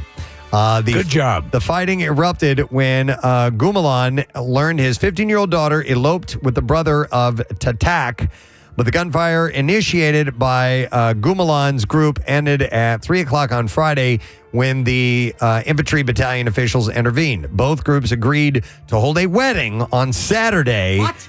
With Mamasapano Mayor Datu Ahmad Amputan as the main sponsor for it. So it all worked out. Love triumphs. It was like, and machine guns. This was like the Capulets and Montagues, only they went ahead and let them get married, and the two families patched it up. It's runaway bride because they're shooting at her. Okay. Yeah. A Texas police officer is under investigation for posting a TikTok vowing to issue tickets after she failed to have sex the night before. Okay. Jennifer Escalara has come under fire over the since-deleted video that saw her writing on a notepad as she sat in her patrol car. She wrote, "Didn't get cracked last night, so everyone is getting a ticket." This is her saying this. The Harris County Constable, or she wrote that in the caption. The phrase "getting cracked" is slang for having intercourse and has become popular among Gen Z. Content creators across various professions are posting TikToks highlighting how their sex life or lack of has influenced their mood in the workplace. That sounds very painful, getting cracked. Escalara, whose TikTok account previously featured videos of her participating in viral trends while wearing police uniform, is now at risk of losing her job. A Force spokesperson said, "Our administration is aware and Internal Affairs is open an investigation. We have no other comment at this time." Residents in Harris County, which includes Houston, are outraged over the video, branding it inappropriate and disrespectful. Escalera's social media account features videos about being a mom and a female police officer. She blurred the portion of her uniform that stated what force she was affiliated with, but left her name visible, making identification easy. Members of the community have issued a harsh response to the videos, alleging that Escalara has a lack of respect for herself and for her profession. And too much time. An airplane passenger has been shamed online after slapping a fellow flyer who was experiencing a panic attack on an Indigo flight, as seen in shocking viral footage. The smackdown occurred Friday during an Indigo flight from Mumbai to Kolkata in India. The victim, identified as Hussein Mohammed Mazmundar, is seen looking visibly distressed as crew members escort him down the aisle. Then all of a sudden, a seated male passenger in glasses slaps a fellow traveler in the face, prompting other flyers to chastise him over the insensitive action.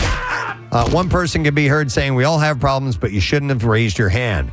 The camera person also laid into the assailant saying, "You don't have the right to hit anybody. Do you understand? He's having a panic attack. Just give him some water." Following the onboard assault, Mazumdar said that his entire head hurt really bad. The passenger was subsequently removed from the aircraft and reported to police before being placed on Indigo's no-fly list. They said in a statement at Indigo, following a rule in following due diligence, the incident involving an unruly customer has been formally reported to the relevant authorities for necessary action.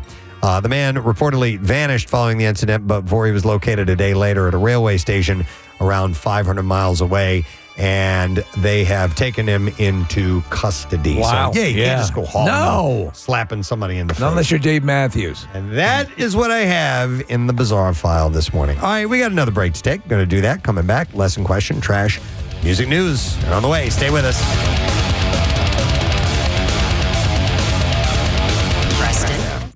So, and he also said, additionally, it's become clear to me that people love to do greetings when they go live on the air. I thought maybe a segment maybe called the Salutation Station would be cool. And it would allow people to get in and get their greeting fixed. Now, we'll worry about that another time.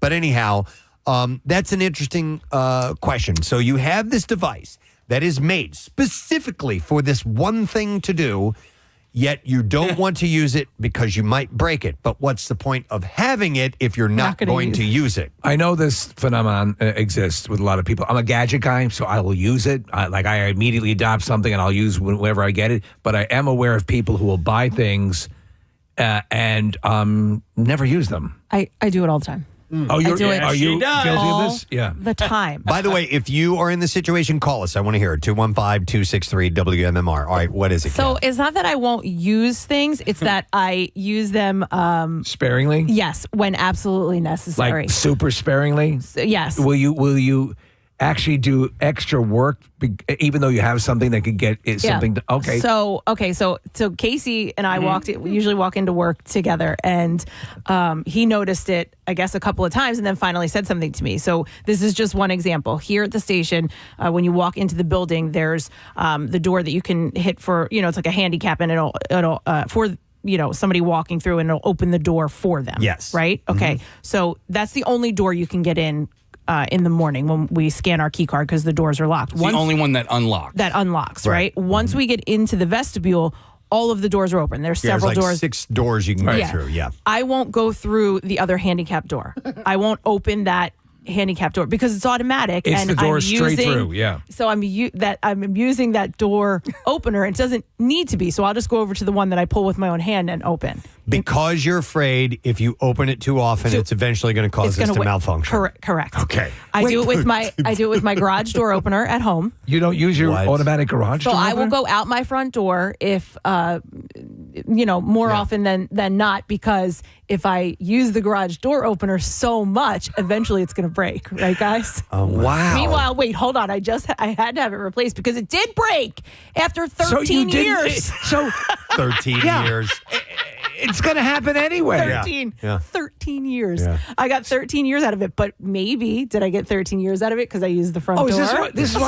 Is this why you were asking about a garage door? Yes. Oh, all right. Yeah. Okay. Yeah. So, the garbage disposal, though, that I will use. Like, I'm not worried about that one. Okay. I know. So my on my wife's side of the family, one of the people, one of the not in-laws, forget who it is. Anyway, yeah, I'm trying to figure out how you classify this person, but dishwasher doesn't use it.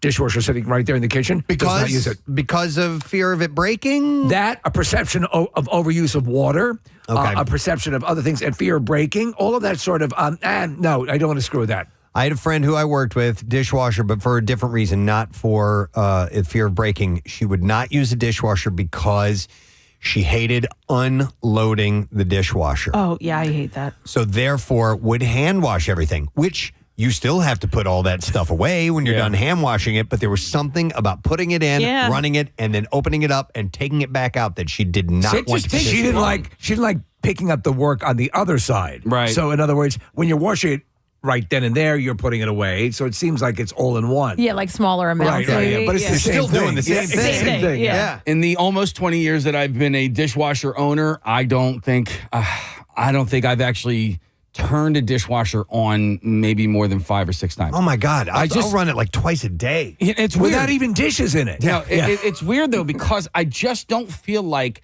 the dishwasher gets the dishes clean enough. And it doesn't, and I think it's just because the way my kids load it, it just gets overloaded, or they won't rinse things out. They'll like listen, the commercials lie. You can't put a full-on spaghetti dinner into the dishwasher, and the dishwasher's going to clean it up. It just doesn't work that way. So, as far as I'm concerned, the dishwashers, I can do a better job and in less time. So here's the deal. If you're basically halfway there, cleaning off the dishes, may as well go ahead and finish it. Just finish it. Yeah. Right? By the way, here's a text says, my friend's mom got a brand new $10,000 lawnmower. No. What? It better be a riding lawnmower. I'll buy it from you. For Christmas, and refuses to use it. Uses the old one still because the new one looks too pretty and doesn't want to mess it up. Listen, I get that. I'll do that. I'll use the older item until so here's one, a hair dryer, right? I bought a new hair dryer and they're fairly expensive, but I still have I still have a little bit of use out of my old hair dryer. So I'm trying to get until that completely dies, and then I'll start with the Get new rid one. of it. Yeah. But I understand know. that reasoning, because when you see like a nice brand new work truck. Yeah. Do you know what I mean? Like from guys that actually use it. It's not like a glamour truck like some of these guys. This is my glamour truck. Well, yeah, I know listen, what you're saying, you have these trucks that just look nice and they never put anything in the bed or whatever. But then you have these other guys that actually, really work for a living and they put everything. It's so funny. It's because I have at home case, I have this Amazon. It's a collection of tools and everything's in this place and it's all very clean. And all the contractors that I know, all their equipment is all effed up and banged up because they're using it. Well, yeah, my friend Bill, he just got this beautiful brand new truck. He showed it to me last year. He's like, "Oh, look at this." You open the door, the little the stool comes out. Little things you step on. Step stool, yeah. Yeah, I'm like, "Oh, this is gorgeous." But how long until it's just all dented and scratched? Yeah. Here's a text says, my father refused to use the AC in the car when I was a kid, and still to this day, because he doesn't want to fix it if something goes wrong with it. Yeah. No matter how hot and humid it is outside. But wow. But You're not using it. It may as well not work now if you're never going. I'm at work. Stop calling me. Sorry to bother you, Joanna. What's up? So my mother, they've been going on 15 years maybe, refuses to use our fireplace in the house. Refuses. Is it a gas-operated fireplace? It is not. It's regular, but Okay. she's afraid that it's not going to work. That It's not somehow, gonna- even fireworks. though they've had it cleaned, like, they've had it cleaned when they bought the house. They've had it cleaned since. There's nothing wrong. It's a regular fireplace.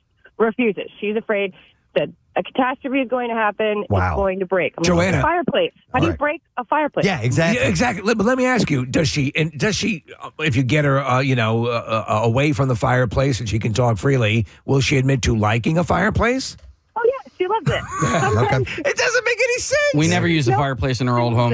Yeah.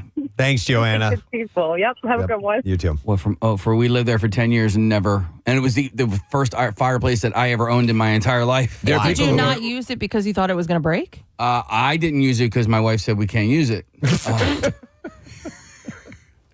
Did you ever ask her why? What's that in your mouth? Spit it out. Spit it out. Spit it out. What did I tell you about baby birds? Stop it. I think she was worried about burning the house down, and A lot of people are. Yeah, A lot of people are of fireplaces and just in general. It's what it's made for. It's made to put a fire House in can there. set on fire for a multitude of other reasons. But we own fireplaces now that we've put fires in. Okay. Yeah. All right. So they're just outside. Let me. I know. You brought those fires home and then you put them in the fire. Yeah. Hi, Terry. You're on the air. Good Fire to morning. go, please. Hey, Hey, what's up, Terry? well, so my husband inherited a really nice and big snowblower from his dad about 7 years ago and refuses to use it. He always has an excuse. There's not enough snow, or the snow might be too heavy, or I can't get it out of the garage. And I just don't understand why he won't use the damn snowblower. And he'll just go out and shovel it instead. Yeah. He'll just go out and shovel it, and I don't understand. Terry, give him the data on how many people have heart attacks shoveling, and try to convince him that way. Because right, I'm trying. Yeah, but I know people who will do that with the snow blowers as well. Not enough snow to snow blow. Yeah. But it's what it's made for. All right. Thank you, Terry. Here's one that says, my grandmother would turn off her blinker stuck at traffic lights to save the bulb. The blinker bulb. You're supposed to leave that light on. Oh my God, that's great. And same with windshield wipers. I love it. Said it was more of a cheap thing. Oh my God. So you didn't want the wipers to wear out. Yeah. That's funny. Here's one of the things I noticed way too late in life was that if you have with products, let's say like a vacuum cleaner, or something along those lines, and after you go through a couple of them and they fall apart, if you realize that you do the recommended regular maintenance, cleaning things, taking it apart, some of those things will last freaking ever, man. You just have to do these cleaning steps every now and then, and it'll last. That's another thing. You bring up the vacuum cleaner that I do with its charging, the handheld vacs, computers, phones, all of that. Like, I don't like to leave it plugged in and charging constantly. You can in some cases, you can damage the battery. Well, I don't know if that's still true or not. But for the most part, no, you should be fine. So I use the vacuum until it dies, and then I plug it in, and then when I check it throughout the day. If the charge is done, I unplug it. I wonder how the battery is. Yeah, seriously, because I don't want to ruin the battery. Dennis, check the battery on the shark. We have these. I'm sorry, Nick. No, we have these tools, power tools, that use batteries, and the batteries can be used for various tools. A drill for this one, it's stuff lithium like that. batteries. Yeah, so you move them from one product to another. So I mounted these chargers on the wall, stick them up there, leave them charged all the time. 'Cause you never know when you're going to need to do a project, and you have it ready to go. Well, I don't know who was doing it, but every now and then someone would unplug the charger, and I would go and need to use the battery. It was me. I was coming over and unplugging your. You turn it on and go, and I'm like, what? I mounted this thing to the wall and plugged it in. So I have a whole bank of. I use the iWorks, the gardening equipment, from the leaf blower to the lawnmower. They're all electric, and I go in. I have them, Preston. Smashing Pumpkins, great song. Zero on 93.3 WMMR. It's Everything that Rocks, Preston and Steve Show. 81 degrees, our high temperature today. A little bit breezy as we look out the window. And clouds, we're going to continue to see through the course of the day. It's going to clear up a little bit tomorrow, partly cloudy, high 82. And then the end of the weekend, Friday, Saturday, Sunday, mid to upper 80s and sunshine. So it's going to be right in the heart of summer and right what we're looking for. So that's always good news to hear, is it not? All right, it's time to give something away. We got a lesson question prize, and we're going to give away a pair of tickets as MMR Rocks Pete Coriel, the As I Was Saying tour, Friday, December 12th at the Keswick Theater. Tickets are on sale now, but you can win a pair if you can answer this question correctly. In a hypothetical situation for a financial windfall, how long would you have to eat a neighbor's fecal matter in order to win $100? All right, so this is around 7:30 this morning. In a hypothetical situation for a financial windfall, how long would you have to eat a neighbor's fecal matter in order to win $100? 610-660-9333 is our number. You should call right now if you know the answer. While you do that, we'll do this. The trash business is a gold mine. 93.3 WMMR with Preston and Steve's Hollywood Trash. Brought to you by, powered by PGW, Philadelphia Landlords. Register your residential rental property in the Landlord Cooperation Program with PGW, and you may not be subject to a lien on that property. Learn more about how to register your rental property at pgworks.com. What's going on? What's going on this morning, Steve? Denzel Perryman, a linebacker for the Los Angeles Chargers, was arrested on Friday for felony possession of an assault weapon. Perryman explained the gun, saying that he is a defensive linebacker. Brooklyn Beckham and Nicola Peltz renewed their wedding vows just 2 years after getting married. The couple says it's their way of telling the world that they're not really sure. Oh, my God. And finally, Big Brother 27 is underway, and there's already a major controversy brewing. Apparently, no one can believe that it's still on. We're going over to the phones and see if somebody knows the answer to this hypothetical situation. Financial windfall. How long would you have to eat a neighbor's fecal matter in order to win $100? Let's check in with Mike for the answer. Hey, Mike, good morning. Good morning, it. Good morning to see you. All right, how long would you have to eat that neighbor's fecal matter? That would be 1 year. 1 year for $100. Hang on a second there, bud. We got you a pair of tickets as MMR Rocks Pete Coriel, As I Was Saying tour, Friday, December 12th at the Keswick Theater, and tickets are on sale now. You can get them at keswicktheater.com. So congratulations. Let's do music news. Now, Preston and Steve's Music News on 93.3 WMMR. Oh, wow. I remember that. Haven't heard that in a while, right? Hit it again. I forgot what video that was from. Is that Batman? No, that was... All right. Well, anyway. It's just listed as... Chacaron. Chacaron. That's what that was called. Yes. Wait, that might be this. That's it. Yeah.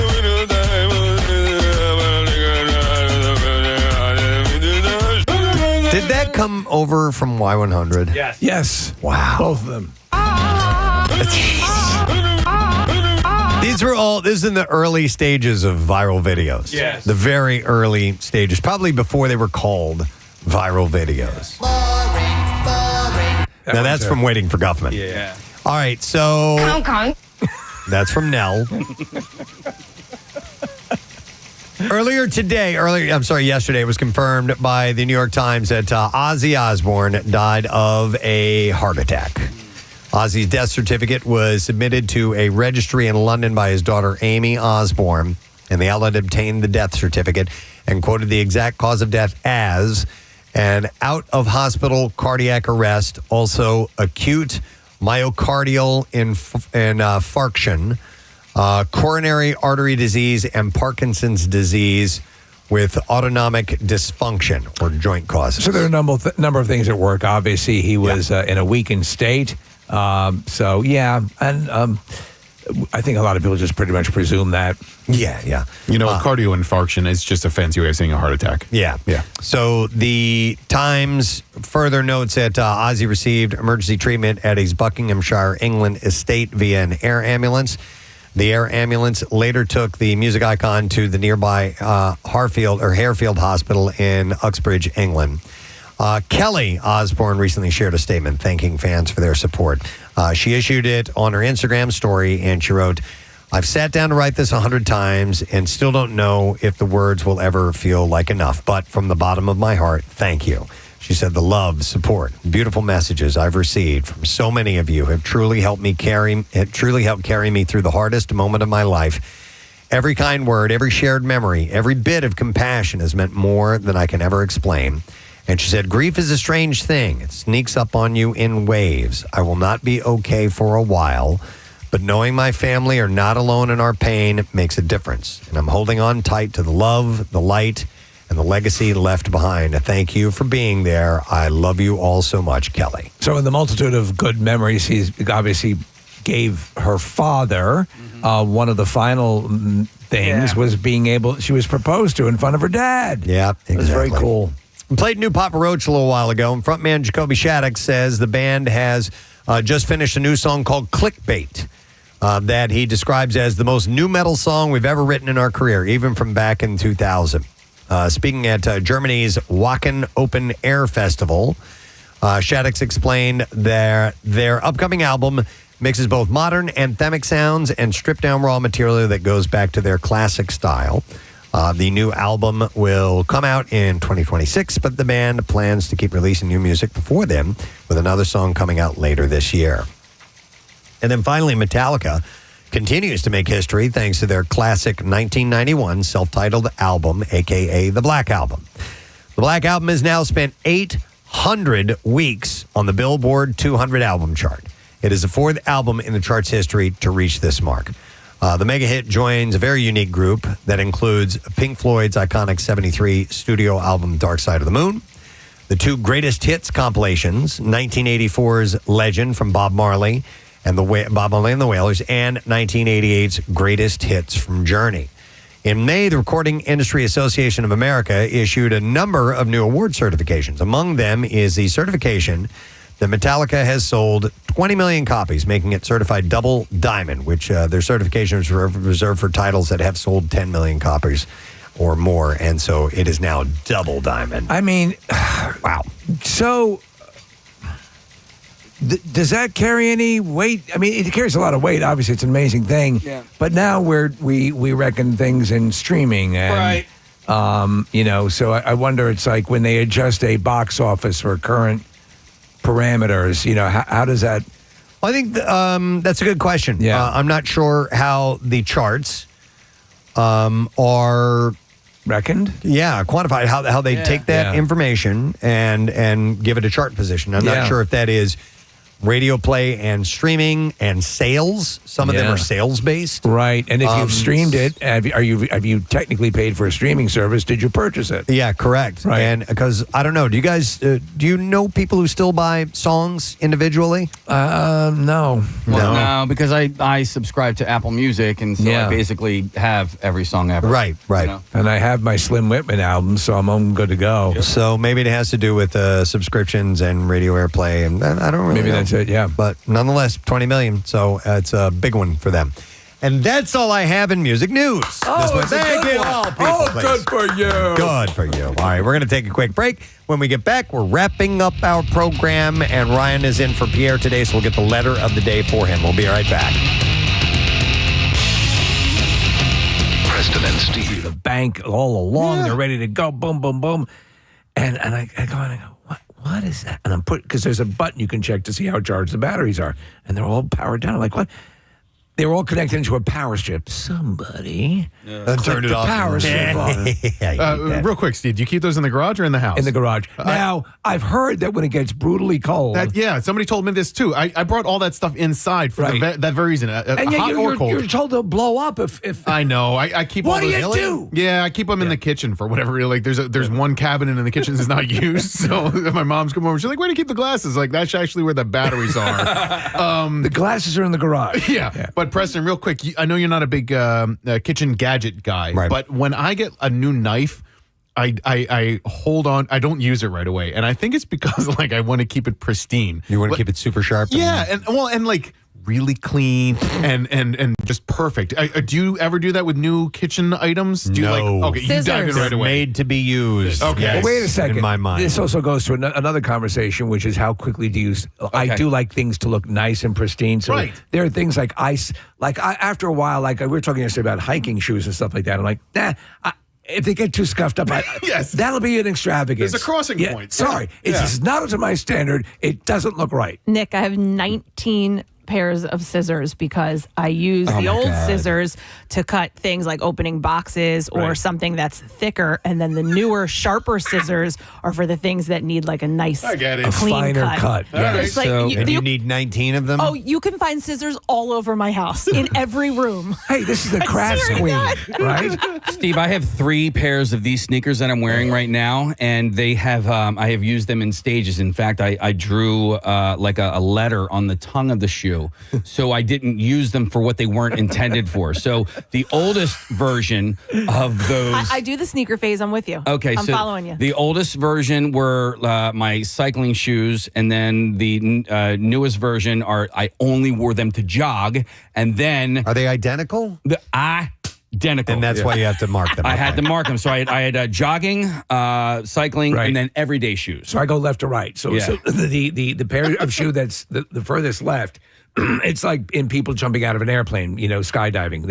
They're at the door. And so those are the ones that are the prime ones for using. And then it goes, and then they start to circle around into the Goodwill pile. Yeah, and now I have my lawn mowing shoes, and I'm actually really proud of myself, Kathy, because you have a lawn mowing shoe guy?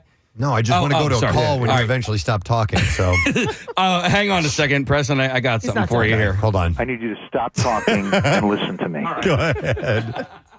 No, I'm proud of myself because my lawn mowing shoes I've been using for like 3 whole years now. I'm going to go back to people not using things because they're afraid they will break. Yeah. And I will go to Barbara, who's been on hold for a while. Hey, Barbara, good morning. Good morning. How you guys doing? Good. What's up, Barbara? My brothers and I just sold a house that we inherited from my father. They bought it in 1986, and they never used the dishwasher. There you go. We had the realtor come in, and I was telling her, I said, I think the dishwasher's broken. My brother's like, no, it works. They just never used it. And is it from 1986? Is it that old? Oh, yes. The Yes, washer? it was the original dishwasher that was put in the house. I bet you that. So it would probably still run. It's not going to, it's a functional dishwasher. But did they ever explain why they chose not to use it? Was it for this reason, for fear of breaking it? Yes, they didn't want to, nothing technical. Like that was high tech back then in 1986 to them. Wow. Jesus. Yeah. That's hilarious. Apparently it's a thing. All right. Thank you, Barbara. Appreciate it. All right. I'm going to go back to an older situation as well. This is Joe who's on the air. Hey, Joe, good morning.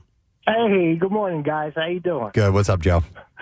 You guys remember back in like the 70s when you get in a car, the seatbelts were kind of tucked up and folded above the window? Yes. In little brackets? Yeah. Oh, yeah. Well, I'd get in the car, and my dad, he was kind of a perfectionist, and he wouldn't let me take the seatbelt out of the little thing above the window because he thought it'll never go back neatly. So he never let us use the seatbelt. He would rather have you not use the seatbelt to maintain the aesthetic. Oh, yeah. I used to try to get it out. And he'd be like, don't touch that. You'll never get that. Get away from that. Stop playing with that. And I'm like, Dad, it's a seatbelt. He's like, you feel that dashboard? Push on it. Now, and, would he make you ride on the hood of the car so that you wouldn't screw up the seats? That's crazy. Yeah. All right, so thanks. to this day, Yeah. it's All right. still a joke. Thanks, Joe. I appreciate it. All right. How about this? Let's go to Stuart. Hey, Stuart, good morning. Good morning, guys. What's up, Stuart? I got one for you. All right. My mother-in-law, God rest her soul, she had an in-ground swimming pool in the backyard. Mm-hmm. She never went in it. She paid for the pool guy to open it and maintain it. And I asked her, how come you never use it? She just told me that she liked looking at it and she wanted waterfront property. Oh, my gosh. But she never used the pool. True story. Never used the pool. Wow. Yeah, All but right. if she's paying for the maintenance, it doesn't make any sense. Yeah. All right, a little bit different than what we're talking about, but that's interesting. Yeah. Well, and this is slightly different as well, but can you go to Steve on line 2, Preston? Line 2? Yeah. All right. Hi, Steve. Good morning. Hey, good morning, Press. Hey, what's up, bud? My best friend to this day, his father back in the 70s, 80s, and part of the 90s, whenever he would get a new car, would pop the hubcaps off and put them in the trunk because he was afraid they were going to get stolen. May as well give them to somebody. Right. You know? Take the hubcaps off. Oh, that's funny. So he would immediately take a beautiful brand new car and make it look like a piece of crap. Yeah. Yeah. Oh, my God. For fear of them being stolen. Hey, these doors, someone might take them. Let's go to Jennifer. Hi there, Jennifer. Good morning. Good morning to you. What's up, Jennifer?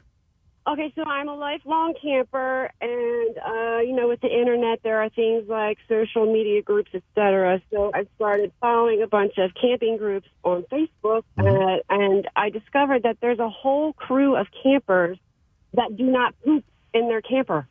They don't poop in their camper. They don't poop in the camper. Isn't that what it's for? Yeah, exactly. It's made for that specifically. What is? Did they give their reasons why they don't want to do it? I don't know. I think they're afraid of the black tank. I don't know if they don't want to dump their poop or what, but there's literally a hashtag no poop in the camper. Yeah, I kind of get that.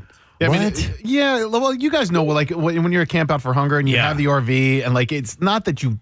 If you have to, it's fine. That's what it's there for. But if, like, there's the alternative to go elsewhere, like, for example, Ulta, when we used to do Plymouth meeting, like, you would prefer Ulta to the RV pooper. And so I understand that mentality. It's there for a reason. If you got to go, you got to go. But, like, if you can find an alternative, find the alternative. I might see that. I don't see refusing to do it, though. Correct. You know what I mean? Listen, push comes to shove, no pun intended. We'll use that camper pooper. Yeah. Here's some text. Says, my dad refused to buy trash bags because you were buying them to throw them away. So what did you do with trash? He would make special trips to the grocery store for small bags and Walmart for even larger bags for the larger trash cans. Even if he couldn't buy something to fill the bag, he would ask the cashier for a wad of those big bags. Oh, my God. So in essence, a lot of what you buy from the grocery, you're buying it knowing you're going to throw it away. That's funny. He wouldn't buy them because you're purchasing something that you're just going to throw away. Just going to throw it away. That's funny. But it has a purpose. Yeah. You know? Why get a toilet? You're just going to flush that stuff. All right, here we go. What is this, Nick? I'm confused by the details at the end. All right, shall I read the last part first? Just what the grandparents do. My grandparents lived. It says, my grandparents lived until they were in their late 90s, and they used their dishwasher all the time. They even had a little magnet that would say clean or unclean with a little piggy on it that they would rotate to say what condition the dishes were. We had that when I was a kid. You did? Yeah, clean or dirty. And it was a little piggy? Not a piggy, but all right. we had this thing, and you would it had it was a magnet. It had it said dishes are, and then it had a little chain to another piece underneath it that you could flip over that would say clean or dirty. That's cool. I like that. And that way you wouldn't have to guess when you're standing at the I sink. could have used that yesterday because I loaded dirty dishes into a clean dishwasher. Yeah, that sucks. Hey, how often do you change your bath towel? Like, do you use the same bath towel over and over again? Yeah, I do. Yeah. Like a week. Yeah. Maybe. Oh, dear God. Something January like that. 1st is what I do. I do the same thing only because it's clean. I'm drying myself with clean water on a clean body, and so I don't feel like it's as dirty, and I don't feel like loading the hamper with laundry that is unnecessary. I'm that way. Okay. You're not a barbarian. No, you're not alone. You're not alone. Kathy thinks it's disgusting, but Not disgusting. Sometimes you have to be careful of the smell and mildew growing. oh, sure, yeah. I mean, I hang it up to dry, Yeah. to air dry, so Over the after that. TV. Yeah. Are you once a week? How often you wash them? No, like probably every other day. Man, that's a lot. Yeah. Let's Sorry. see. Let me go to. I use the washer. I have no problem using that. I have Frank on the line. Hey, Frank. Good morning. Gadzooks. Gadzooks. Frank, what's up, man? So my car came with 2 remote starts, and one of them broke. So I have a second one that works perfectly fine, but like I don't want to go through that loss again, so I just don't use it. And I'd rather just walk out to my car, start it in the morning, and then go back in the house being like, gosh, I wish I still had 2 remote starts. You don't want to risk it because you're down to just one. What if that breaks? You had a backup. Yeah. Exactly. But yeah, I don't know how to replace the remote start, so we're just not going to go. Like, what would someone do if they wanted to get a new one? You'd have to, I guess, go buy one. Yeah. Oh, my God. I'm not doing that. Is that right? All right. Thank you for Can't play me for a sucker. I appreciate that. Yeah, this all got started because of this email that we got who said that the guy's in-laws garbage disposal. Lincoln Park 93.3 WMMR. Fittingly, our last song of the day titled In the End. And it is the end of our broadcast day, my friend, at 10:30 on this Wednesday morning, albeit an enjoyable one. And I would like to take this moment to thank Casey and Marissa for setting up our mystery guest. Yes, a lot of fun. We have not played that game in a while, and we had our mystery guest. Here's the fun thing. Our mystery guest, when he got here, didn't know he was going to be playing mystery guest. He loved that notion. But he went along with it anyway. He did. Which was cool, because he could have said, no, I'm not doing that thing. Stupid. It was Tom Arnold. And Tom is going to be at Soul Joel's tonight and tomorrow night, 7 p.m. show. And you can get tickets. Just do a quick search on Soul Joel's and go see Tom. It was a nice conversation. He doesn't mind talking about everything, all the movies, all the shows and stuff like that. And his tour is called My Crazy Ex-Wife, which he's had 3 of them. He's been married 3 times. 4. Is it 4 times? Yeah. 4 ex-wives. That's 4 it. ex-wives. Wow. And we didn't get a chance to talk about it this time, but if you get a chance on Discovery, there's a series called Queen of Meth that is about the country's most prolific meth dealer. That's his sister. Yeah, you know what? He mentioned that off air when I was leaving. I watched it. It's crazy. And he told me, he goes, yeah, people ask me, was it hard having a sister as one of the biggest meth dealers in the country? And he said, when I was doing drugs, no, it was awesome. It was, wow, I need to see that. Yeah. It's like 6 parts, 5 parts. I assume she's in prison? Yeah, out now. Wow. Yeah. Okay, interesting stuff. But he's at Soul Joel's. We have Ryan Shuttleworth. Hey. Nice to see you, man. Good to be seen. I have to say, any program that can go from tuna juice to an Australian race car driver, that is an A+ day. How about that? You know what? TJ Miller, that was preston. Yeah. So thank you for the laughs. I appreciate it. No problem. It's what we try to do, my friend. You succeed. All right, you ready for the letter? Yes, sir. Here we go. Preston and Steve on 93.3 WMMR. Now, the Daily Letter. And the Preston and Steve Show brought to you today by the letter. Oh, as an ostrich. All right, we got 2 more to go before we give away the $500 toward a set of 4 new tires from our friends at United Tire and Service. Make sure your ride's ready to roll for your August adventures. And don't drive alone, drive United. So we'll give that away on Friday. All right, filling in for Pierre this week. What's happening today, Ryan? So it's going to be a fun Wednesday. We're getting closer and closer to the weekend. Letters for the workforce blocks. We're going to go to Van Halen. We'll see some Led Zeppelin. And then we are going to take the car so far off the left with a block of Primus. Ooh, yeah, man. All right, that's going to be fun. Stick around with Ryan. He's got it for you. I want to thank our sponsors, the Preston and Steve Show. Brought to you today by Dunkin', and the Preston and Steve Show runs on Dunkin'. Also brought to you by Acme Markets, fresh foods, local flavors. And tomorrow on the program, we have a full show. I already said program. Don't want to say that twice. We have Brian Westbrook in our studio tomorrow. What a nice guy. He is going to be by, and we're also going to be talking to the amazing Luke Spiller of the Struts. Nice. Yeah. And we're also going to have comedian Rachel Feinstein joining us. So we got a full program tomorrow. It's heavy duty. That is it. We are done. Rage on. Have a great day. We'll see you tomorrow, friend. Bye.